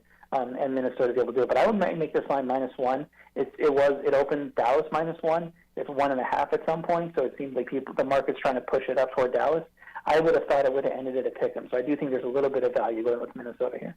Yeah, moving over to Indianapolis, as they got the dub against the Raiders with new head coach Jeff Saturday, but they kind of get a little bit of a harder challenge, this week. They're playing up against the Eagles, and, they did get Jonathan Taylor a little bit more playing time. He got to get a lot of yards. He was really the whole team during that game against the Raiders, but going into this Eagles game, Jeff Saturday is going to see a totally different type of team, and I want to know, can the Eagles pull one out, surprisingly, or what do you even think of this Colts team led by Jeff Saturday? Yeah, the interesting thing about that game against the Raiders, credit to him for coming in, getting a win. The line obviously didn't reflect what the line was going into that game because nobody thought that Matt Ryan would play. We thought that they were sticking with Sam Ellinger all year just based on the reports and what Irsay had said. Mm-hmm. But I guess either Saturday got his way or Irsay really wanted that win over Josh McDaniels and said, go ahead and put him back in, or whatever happened there. Mm-hmm. But Matt Ryan's a quarterback now. That's an upgrade. But Sam Ellinger is not, a starting quarterback level, even as bad as Matt Ryan played earlier in the year. So that's good for their offense. Now, the Raiders' worst sack rate team in the league defensively. So the issues that the Colts have been on the offensive line. I'm not necessarily ready to say that's fixed because they're able to go and score 25 points on the Raiders, the worst team that generating pressure and generating sacks. So this will be a lot tougher test going against the Eagles. There are some injuries on the Eagles' defensive line. We know Jordan Davis is out. That makes it easier to run. We know the Colts are going to come into this game wanting to run with Jonathan Taylor. So maybe they are able to be a little bit more successful in this matchup. And then on the offensive side for the Eagles, we have to see what happens with their players. But I was surprised when this line was 9 on the look-ahead, or I believe 9.5 on the look-ahead. Actually, it was 10.5. I'm looking at my notes now. It reopened at 8 when the Colts won. And I'm like, well, you guys got to hang on. Like, the Raiders' defense is not the Eagles' defense, even with the injuries. I wasn't agreed with that move, and I took Eagles -8, thinking as long as the Eagles don't completely flop and have a bunch of injuries on Monday night, then that line should go up. And, of course, they flopped and had a bunch of injuries. So now it's down to 6.5.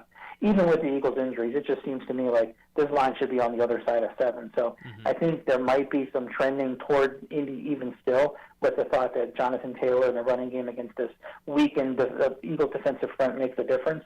But, with that offense, how they look in the pass against legitimate defenses, I'm not willing to back it. I think the Eagles are going to win that game pretty easily. Great stuff by RJ White from Sportsline.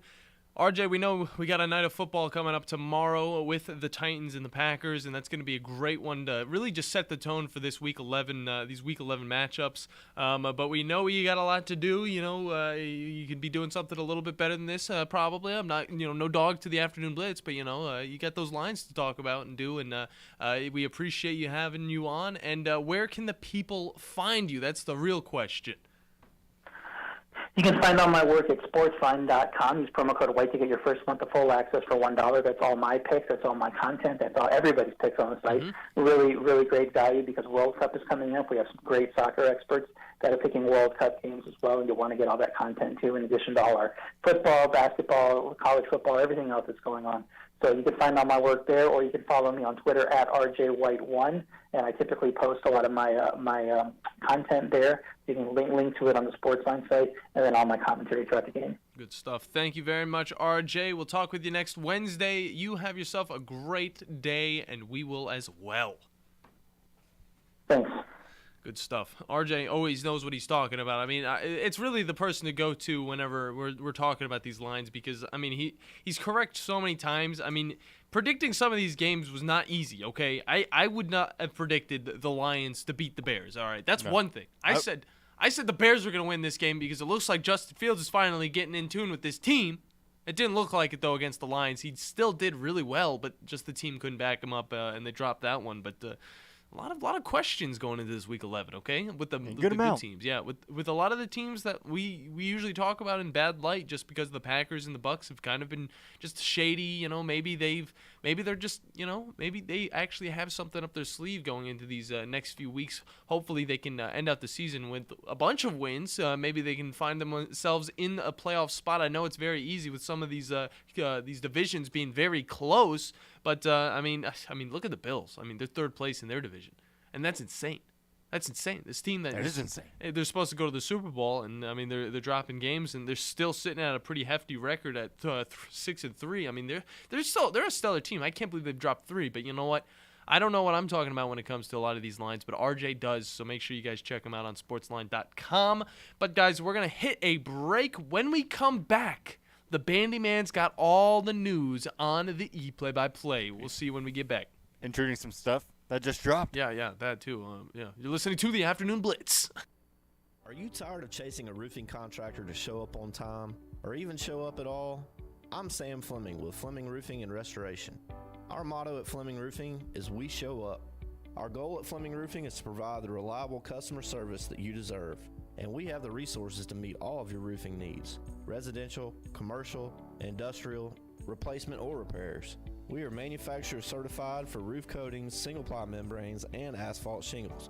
Whenever you need a roofing professional you can count on, call Fleming Roofing and Restoration.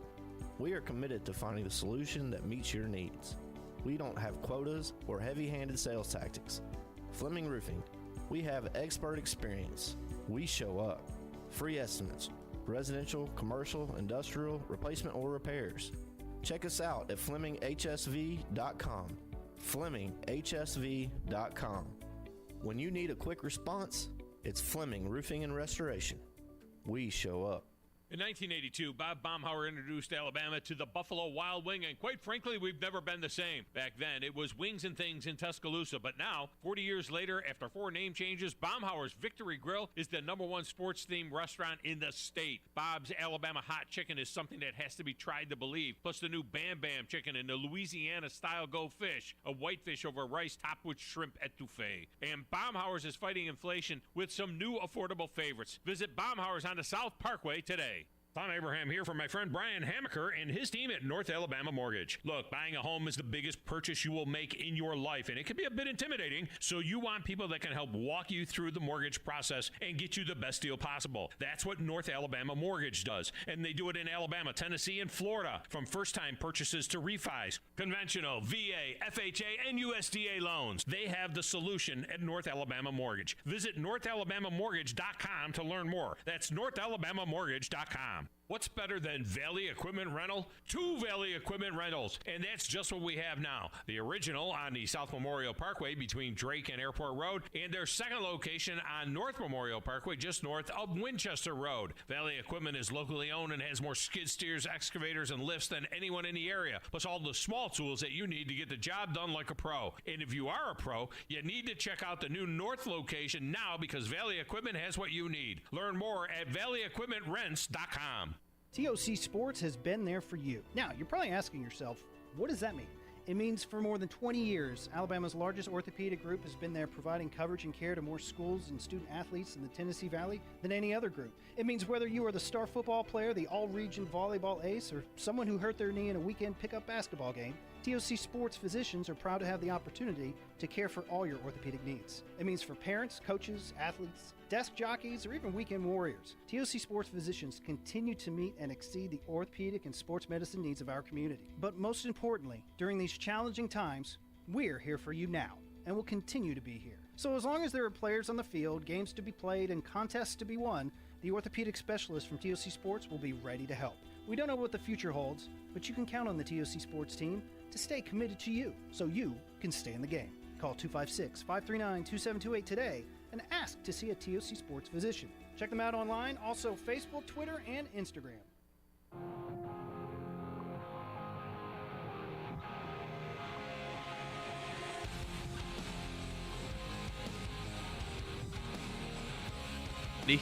And welcome back, everyone, to the Afternoon Blitz. Dude, you didn't hear anything of what I just said. No, I think I caught the last bit. I was like, it'd be a shame. It'd be a shame if I stole the intro from you, Bandi. That's when you heard the E, like just start off. But this hour is presented by Woody Anderson Ford, the best place to get the best cars for the best prices. Bandi, take it away, my friend. And you know what? You know what you can also listen to later? What? Crawdad's Countdown to Army Football Kickoff. Heck yeah. I love that show. This Wednesday, as always, going to be breaking down Army's matchup this weekend, so be sure to tune in. I believe it is on the Blitz tonight. Perfect. And if it's not on the Blitz, it's going to be on, well, it's not really the sister station, because we're the sister station. We are. Would you call it the mother station? I'd call it. I'd call we're both just like sisters, you know. We just came from the same loin, I guess. WZZN TV, you know, or WZZN. Sorry. But if it's not going to be on the Blitz, you can catch it over on the sister station, 97.7 ESPN, the Zone live on the air or on the mobile app. Yeah, and very sorry. I'm so sorry. I was just trying to peek this in here, but I didn't talk about this on the cool segment. But the Tennessee Volunteers are wearing a orange helmet this week, and it's actually looking very stellar. I'll say we may not like the team too much, but they have really cool gear. Now, Bandi, I will shut my mouth and let you talk about whatever you want to talk about. I'm so sorry. I'm so rude. I'm just firing it. I'm just firing it away. I feel so bad now. Time to catch up on It's even better you can't see my reaction to any of this yet. No. All right. I'm coming in on the screen. All right. Hey. I'm angry. You're so angry. Your face is it's just shooting just daggers into me. Well, I'm not angry at you. Oh, okay. You know what I'm angry at? Overwatch 2. All right. Because why is this patch still delayed? It got delayed until November 15th, in which, by the way, I would not be surprised at all. Wait, November 15th or 18th? The 15th. It's the 16th today. Oh, wait. No, it's supposed to come out. It was. No. Wait, no. It's going to be on the 17th, Thursday. It was supposed to come out on the 15th, correct? Yes. Okay. Yeah, it was supposed to come out on the 15th. It's now going to come out on the 17th. And what in the world are they doing? I would not be surprised if, again, just like they did on the 15th, half an hour before the launch of the patch, it's like, oh, we delayed again. Maybe a day. Maybe just a day. Because this has been the second time it's been delayed. Overwatch, get it together. What are you doing? Mm-hmm. All right. Now moving on to the real stuff. This actually just came out about 20 minutes ago, but Streets of Rage, the old Sega beat-em-up, like co-op beat-em-up arcade game, is being adapted into a film, and it's going to be handled by the John Wick creator. Heck, yes! It's going to be awesome. So, Lionsgate this is from IGN. Lionsgate has acquired the motion picture rights for the Sega game, opening the door for a film adaptation of the popular franchise. Nice. Derek Kolstad, who has previously written John Wick and all of its sequels, will write and produce the adaptation. Streets of Rage, if you don't know, centers around a group of ex-cops who weaponize their fists in deadly fashion to take on a dangerous crime syndicate. Mm-hmm. Awesome game, awesome old-style game. Well, I wouldn't say old-style. It is just an old game. Well, I mean, it's an old game, but at the same time, Streets of Rage 4 came out just a few years ago. Oh, that's right. And I have played a lot of that game because it is on Game Pass, and it is so much fun. It's so much fun. I mean, you're constantly beating up people. I love Shredder's Revenge, so it's like, why wouldn't I love this game? And I played this one, actually, before Shredder's Revenge. So it kind of was like, well, I liked Streets of Rage, so I'm obviously gonna love this Shredder's Revenge game. Now, here's the thing. There it is. Who are they gonna put into the movie? I don't know. Who are they gonna have play the titular ex-cops? Okay, let's think about this. I'm thinking they're gonna go for Blonde Boy because I forgot all their names. I might need to just look up the cast. Blonde Boy. Blonde Boy. We're just blonde boys doing what blonde boys do. I think they're gonna go with Ryan Reynolds. Ryan Reynolds, yeah. I can see it. I can see that too. Probably Keanu Reeves in some way.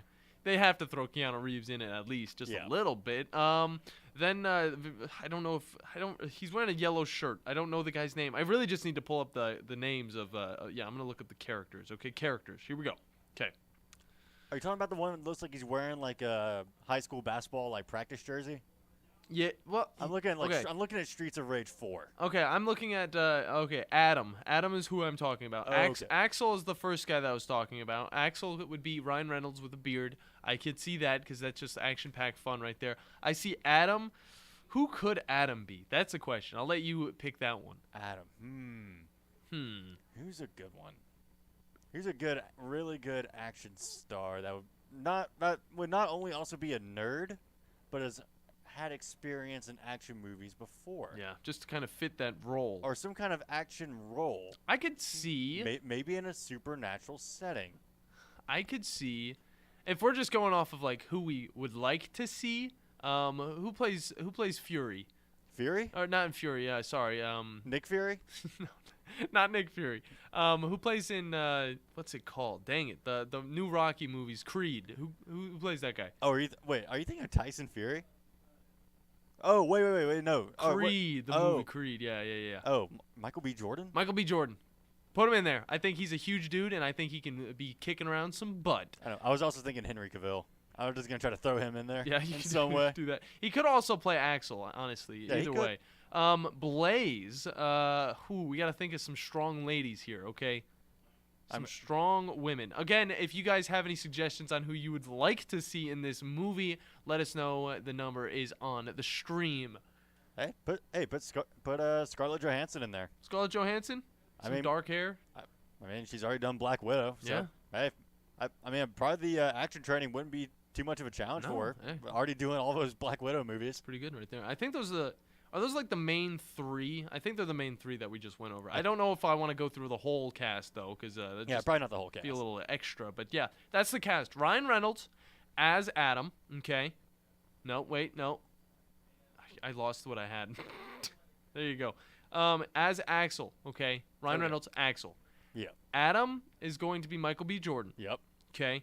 And then Blaze, Scarlett Johansson. There you guys go. That's our roundup right there. That's our dream roundup, I guess. It's not really our dream because we just thought about it. We didn't even have time to sleep on this because it just came out. But there you go. Give us half an hour to even process it. But you know what? Now it actually is kind of cool. My Xbox again, just making good steps toward making what they're saying. They want to make gaming more accessible and more open to everybody. Okay. And what they're trying to do, they're making a streaming-only cloud gaming console. Which, again, this is a good way to take it. But that has now been put on hold because we're still trying to find the perfect price point. Like Phil Spencer, again, came out and told The Verge magazine, that's like, look, we're looking for the right price point on this. We don't want to make it we don't want to make it incredibly expensive because how we're making it right now, we would have to make it on the more expensive side. So we're trying to find a way to not only deliver the great quality that we're striving for, but also, I'm paraphrasing what he's saying, but to not only find the great quality that we're striving for, but also make it affordable for the common consumer. Yeah. What is this thing supposed to look like? Is it like a stick, like a Fire Stick, or is it like a little Roku or like Apple TV type thing? Think about the Xbox Series S, but smaller. Okay. It's literally like this big, like a small box. If you're watching the stream, you'll see what this big is, but it's probably like it's very like long and then like not very wide. It's like a long. Not tall. Yeah, not tall. Okay, so it probably like I don't know how to do it, but you know. Yeah, it's probably like 3x7 or something, or 7x3. I don't know. But I think this is a great idea because this could be a good idea to introduce like kids into gaming. Yeah. Like, if you want to introduce your kids into gaming, this would be the perfect console for it. Low Only cost. cloud gaming, and the price point they're going for, as Phil Spencer said, is somewhere between $99 and $129. That's awesome. Very affordable for something that's going to be, I mean, it's going to be just streaming cloud gaming because you won't be able to play any discs on it. But again, it's going to be able to deliver like high quality games if the service turns out to be working very well. Yeah. And which Game Pass is working on, really striving to making that cloud gaming option that they have actually working well. Yeah. And I believe that's only a little bit more than like the NES Mini or like the PlayStation Mini. So it's like you get to play brand new games. Although it's cloud gaming, which works pretty good, you know, you just have to have a good connection. Works very well. You know, it's only a little bit more than those consoles, which people were just like easily just throwing their money at. But this one, I mean, this is a whole Xbox, but it only plays cloud gaming, and it's only $99. I mean, already the Xbox Series S is super cheap, so it's like these options are really good. I'm really liking what Microsoft's doing there with the console wars. Yeah, I mean, I literally see this as like baby's first console. Yeah, like the perfect option for it. Just like you have like a real young kid, it's like, oh, let's just get him on some games. Like he wants to hop on with us. Yeah, we don't want to go out and buy our kid like a whole $300, $400 console. Yeah. Just be safe. I mean, $99 option, $100 option, that's perfect. Yeah, if I had this when I was 13 or even a little bit younger, I feel like, you know, before 9, I wouldn't be playing a lot of these. And it's very portable. Yeah, being portable is also a huge thing. But, like, if I'm 13 and I'm playing Call of Duty with my cool dad, you know, because I know kids are playing Call of Duty whenever they were 13 or younger. But, you know, you're playing with your dad, and, you know, you can really have those good moments, or even, like, Madden or something like that. It's just, like, those are... They might be a little difficult for cloud gaming, but at the same time, you know, the kid is not going to be, you know, popping off in the first place unless he's been playing games all his life. But if it's his first console, he's going to love this thing, and then, you know, later on he can upgrade to an actual Xbox Series S or an X. Indeed. And you know what? I didn't think I'd be talking about multiverses again today. What? But you know what? I mean, with Season 2 dropping, they also announced their first new character. Okay. And I actually really like this decision because it's one of my favorite Looney Tunes characters. Marvin the Martian is coming to multiverses. Okay, I thought it was going to be Elmer Fudd. Oh, no. I love Marvin the Martian. Like, his voice and just the way Bugs Bunny would always just mess with him. Oh, it was great. It's a good character. So, I mean, that might have me hopping on. I might just hop back on for, like, half an hour or something, maybe see how he is. And then drop the game forever and let it just burn in the dust. Yeah, but I mean, that's just something that kind of piqued my interest a little bit. Like, hey, Marvin the Martian, one of my favorite characters, is coming to the game. I'm cool to see that. Now, put in another Game of Thrones character. Who? Yes. Now, League of Legends Preseason 2023. Okay. It's live on PBE today, which is like the public beta environment. I think that's what it stands for. But go with it. But basically, it's like a It's like being able to play a preview of the next patch, like playing like a beta of the next patch before it comes out on the live servers for everybody. Yeah. Now, this has got some crazy changes I want to talk about. Because the Kimtech Dragon in League of Legends was originally removed about last season, because it was broken, overpowered. But now it's returning, but with a brand new buff and a brand new soul. It's been completely reworked with how the game's going to work. And the way it is, I think it's going to make the game a little crazy. Because what happens when you kill 2 dragons, the map will then change. Like, the entire map will change depending on what dragon spawns next. Okay. In the Chemtech one, here's how it's going to change the map. Blast cones, which you can hit with your champion to send you, like, over walls and, like, kind of reposition on people, they'll now send you twice as far. It's going to be ludicrous. People going to be flying everywhere. Honey fruits, which give you a little bit of health when you eat them and, like, slow you down for a little bit, will upgrade into stem fruits. No longer slowing champions that consume them, and granting a small bonus shield in addition to the usual heal. Pretty good. Stellar. Scryer's Bloom, which you pop on a flower and, like, it'll provide vision of the map because, I mean, you can't see the whole map from the get-go. You can't see where everybody's at. Yeah. That'd be broken Mhm. in a game that relies so much on information. Exactly. But with this plant, when you spread it out and it's affected by Chemtech, they will now reveal a small circular area around the plant, around you, and a cone opposite the direction it was hit. So you can also get, like, a good vision behind you. Mm-hmm. And also granting movement speed toward revealed enemy champions. And reducing wards revealed to 1 health. That's big. Wards being reduced to 1 health, there's something called control wards. Mm-hmm. Which you put them somewhere, they can be seen on the map. They can be seen in bushes when you're next to them. In bushes, but they last forever. If you don't touch them, if the enemy never sees them, they provide vision the entire game for only 75 gold. Very good item, and for only 75 gold. Very cheap, very good. But here's the thing. They have 4 HP. Okay. And a lot of fights honestly start by trying to take control of control wards. So what will happen? If you pop that cone and you see a control ward on it, it's now down to 1 health. You just walk over and smack it, and now it's gone. Smack it. No more 4 health. No more sitting in position for 4 hits. Cool. So honestly, that's a cool change. The jungle's getting changed too. So by the way, if you're new to the League of Legends and you want to find the season to, like, get into it, this is probably the season to do it. They're adding a lot of, like, very new player-friendly stuff. Seems like it. A lot of the pros, I don't know how they feel about it yet. They haven't really experimented with the changes very much, but it seems like very, very well additions to help new players kind of get used to it. Yeah. And the jungle is one of those roles that newer players especially struggle with. I mean, it's a very critical role because you're moving in between the lanes. It's not traditional in that you're farming minions and fighting one other person. Mm-hmm. But it's more that you're farming camps and then trying to, like, ambush other people to help your teammates get ahead as well, as well as yourself. Well, it's going to happen. Jungle pets are now a thing. They're the new jungle item. They will acquire treats through monster kills. These are all through the page. Okay. And slowly, over time, as the game progresses, help them evolve. Once evolved, pets will give their owner avatar buffs, which empower them with different abilities. Is this Pokemon? Yeah, there's one that will be... Let's see, provide slows and bonus damage. One will provide a shield based on your health that provides bonus slow resist and tenacity when broken. And another one that provides movement speed. Also, leashing range indicators, which is good, so that way you can see how far you can actually pull out the jungle camp before it resets its aggro. Huh. Very nice. And recommended jungle pass. So, they said that these were determined by gathering data from high-skilled junglers on their high mastery champs all around the globe. Pathing recommendations are based on which routes most often led these players to a victory and will be updated each patch.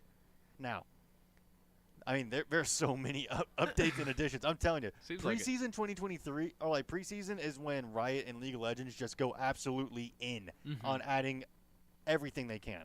Like new quality of life updates, new fundamental changes, everything. Because this is kind of like what we're going to be dealing with the whole year. Yeah, it's almost like it's like a new game, but in the same game, pretty much. So. Yeah. Now here's a feature that's never going to be used: objective voting. What is this? You can vote. You can start a vote like on whether or not you want to take or give an objective as a team. I immediately see nobody using this in ranked at all.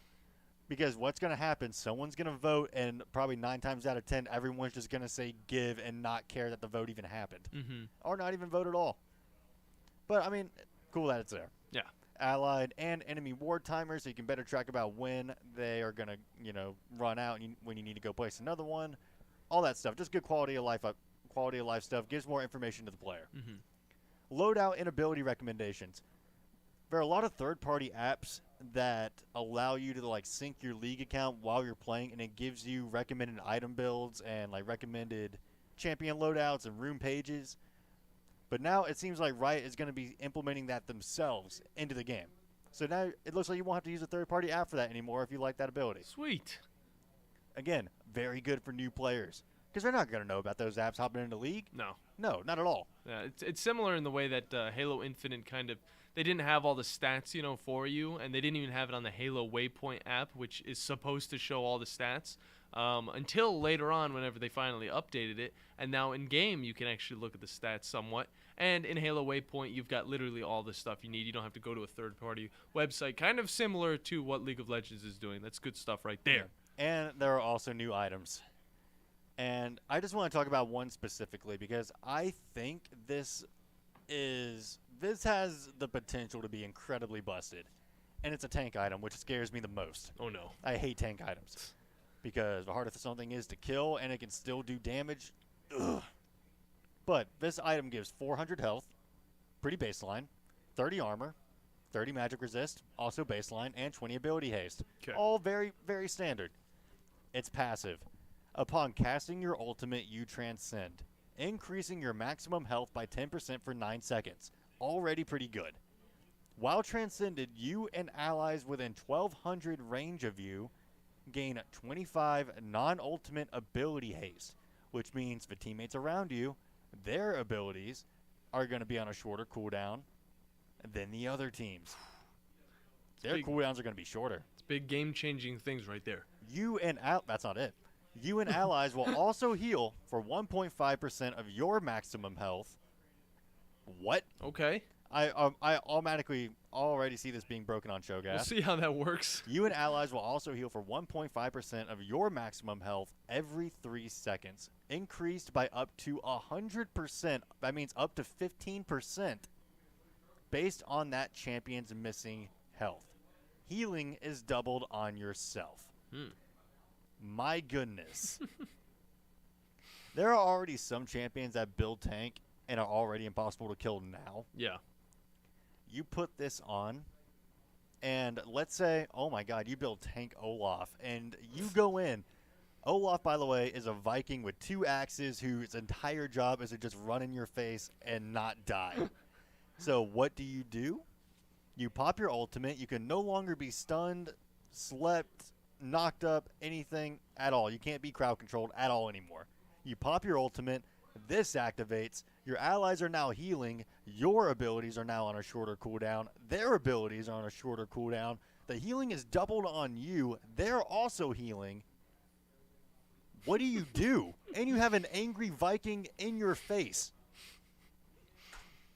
Or you've got like a 12 story tall void monster just eating everything in sight because he permanently gains health after killing stuff with his ult. Which, by the way, League is a cool game if you've never played it. Never played it. And by the way, read the lore. I will admit, if you don't play the game, read the lore. It's still pretty interesting. I've watched the lore, actually. Arcane. Nominated for Adaptation of the Year. I know. You've only seen one region, though. I know. I'm excited to see what they're going to do in the future. It's like World of Warcraft. There's so many regions. Mm-hmm. And honestly, hey, I've actually seen that on Battle.net, that World of Warcraft. I can't say that.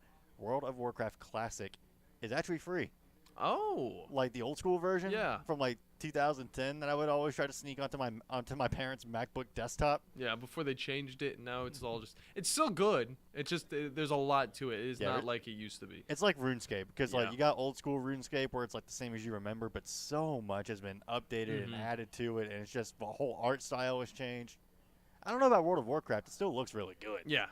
But it's always looked pretty good, though. You know what? We're going to take a quick time out. When we come back, we're going to wrap up the second hour, wrap up the show. You're listening to the Afternoon Blitz. The Blitz has been called. With us today, Dr. Tracy Lowry of Best Vein Care of Huntsville. When we evaluate a patient and they indeed have significant venous disease, most third-party payers, private insurance, Medicare, require us to treat every patient conservatively at least 90 days. Conservative treatment includes increasing ambulation, elevation of the legs, and the wearing of compression stockings. It's very common for folks to come see us in March or April wanting to have their veins fixed before they go into swimsuits starting in June. When we see someone in March or April, they're going to require at least 90 days of conservative treatment before we can even go to the insurance carrier to get permission to treat their veins. So if you think you have a venous problem, now is the time to come in and get a free screening so we can determine whether or not you need something evaluated. If you have a vein problem or you think you may have a vein problem, now's the time to contact us at bestveincarehuntsville.com. Are you tired of chasing a roofing contractor to show up on time or even show up at all? I'm Sam Fleming with Fleming Roofing and Restoration. Our motto at Fleming Roofing is we show up. Our goal at Fleming Roofing is to provide the reliable customer service that you deserve, and we have the resources to meet all of your roofing needs: residential, commercial, industrial, replacement, or repairs. We are manufacturer certified for roof coatings, single-ply membranes, and asphalt shingles. Whenever you need a roofing professional you can count on, call Fleming Roofing and Restoration. We are committed to finding the solution that meets your needs. We don't have quotas or heavy-handed sales tactics. Fleming Roofing, we have expert experience. We show up. Free estimates, residential, commercial, industrial, replacement, or repairs. Check us out at FlemingHSV.com.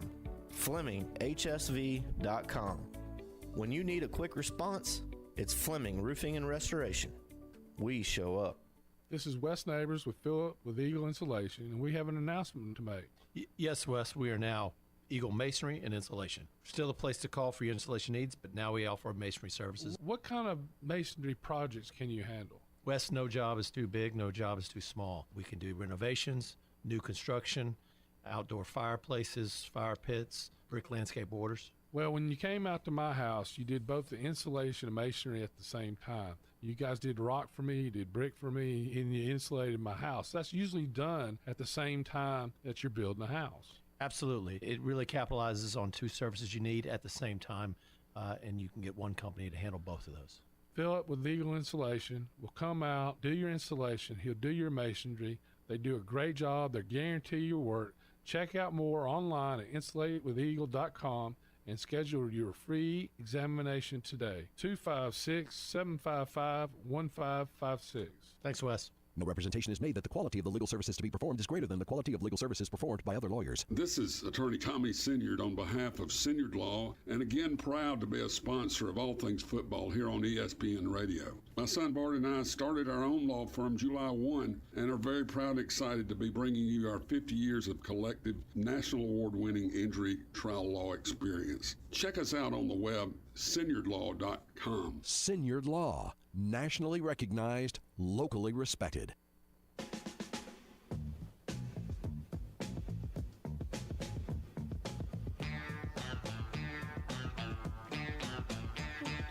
Hey. What? See, yesterday. I thought you were going to do it this time. No, I wasn't going to. But what's up, everybody? Welcome back to the Afternoon Blitz here on the Tennessee Valley Blitz Sports Network. If you want to jump in with us for this last little segment, call us at 256-576-4977. You'd think I'd have that number perfectly down, but I still catch myself peeking at it. I think that's what ruins it for me. No, that's what's good. I don't have to look. I don't have to peek ever again because I can just. It's literally right there, yeah. 256-576-4977 or at theblitzsportsnetwork.com and on Facebook at the Blitz Sports Network and on Twitter at the Blitz_sports. Be sure to follow us and you can not only know when our show goes live in the afternoon, but when the Recruiting Blitz with one Drew D. Armand D. Square goes live in the morning at 9 o'clock every weekday. Oh, yeah. Giving you the best college football, college basketball, all recruiting, high school, everything. Man knows recruiting like the back of his hand. Oh, yeah. He's like a guru on it or something like that. I don't know. But that's his job, whereas our job is to talk about just all the sports, all the interesting stuff, and the gaming. I mean, I can tell you what kind of silencer you should use on your M4. In-game. In video games. Take it easy. In-game. I got to say, Modern Warfare 2, real quick. But what skin's going for the most money on the CSGO marketplace right now? Go. Or some random stuff about League of Legends. But that's, we're already said and done. We already did that. Or edible ears. Or edible ears. Yes, we have that news as well. That's the fun you get on the Blitz Sports or the Afternoon Blitz. Just overall, I mean, it's a different type of show. It's the future of sports radio. And if you guys want to follow us personally on the Twitter, You can find me at CPT420 or CPTCool420. Sorry, I don't even know my own Twitter handle because I don't use it too much. But when I do, I make sure I post the coolest stuff that I can find. And then Bandi at BLowry2016. I'm always going to remember that one, whereas I don't remember my own because I'm too busy thinking that you're going to say, he says it's his birthday, but it's not. I'm like, whatever. Bandi, tell him the basketball news, because I know the Jazz were rocking their sick throwbacks last night. Oh, it was great. Yeah. I love their throwbacks. But you know what? How come? We played the Knicks last night. I mean, granted, we lost. Jalen Brunson had a good game for the Knicks, and so did Kelly Olynyk for us. I mean, double, 27 points, 11 rebounds. But I mean, at this point, you got to get it right when you're reporting the game. Yeah. I mean, people now knew we were playing the Knicks. But Donovan Mitchell's not on our team anymore. No, sir. I want to say thankfully, but I mean, he was a great player. Now he's killing it on the Cavaliers. Which, speaking of that, did they play last night? No, they didn't. But the Kings have won 7 in a row, and they've dropped 153. Jeez. What?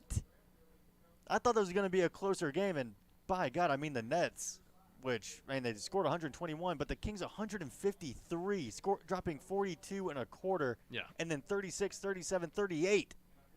What in the world? They're getting the money out of that beam they've got shining into the sky that people think, is UFO stuff. Now, I need to pull this up real quick because we didn't get a chance to talk about this, but Kevin Durant had some comments about his team.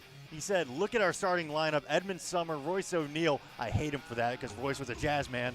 Joe Harris, Nick Claxton, and me. It's not disrespect, but what are you expecting from that group? You expect us to win because I'm out there? No, we expect you to take up for your teammates. Yeah. And be there for your team. We have Colin Sexton, Kelly Olynyk, Lauren Markkanen, Jordan Clarkson, Mike Conley, and we're winning. There is no excuse, Kevin Durant.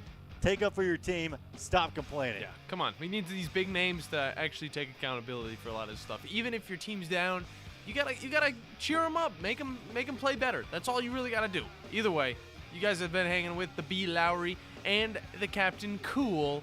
We'll see you at the same time tomorrow. You guys have a beautiful night. This is Wes Neighbors with Philip with Eagle Insulation, and we have an announcement to make.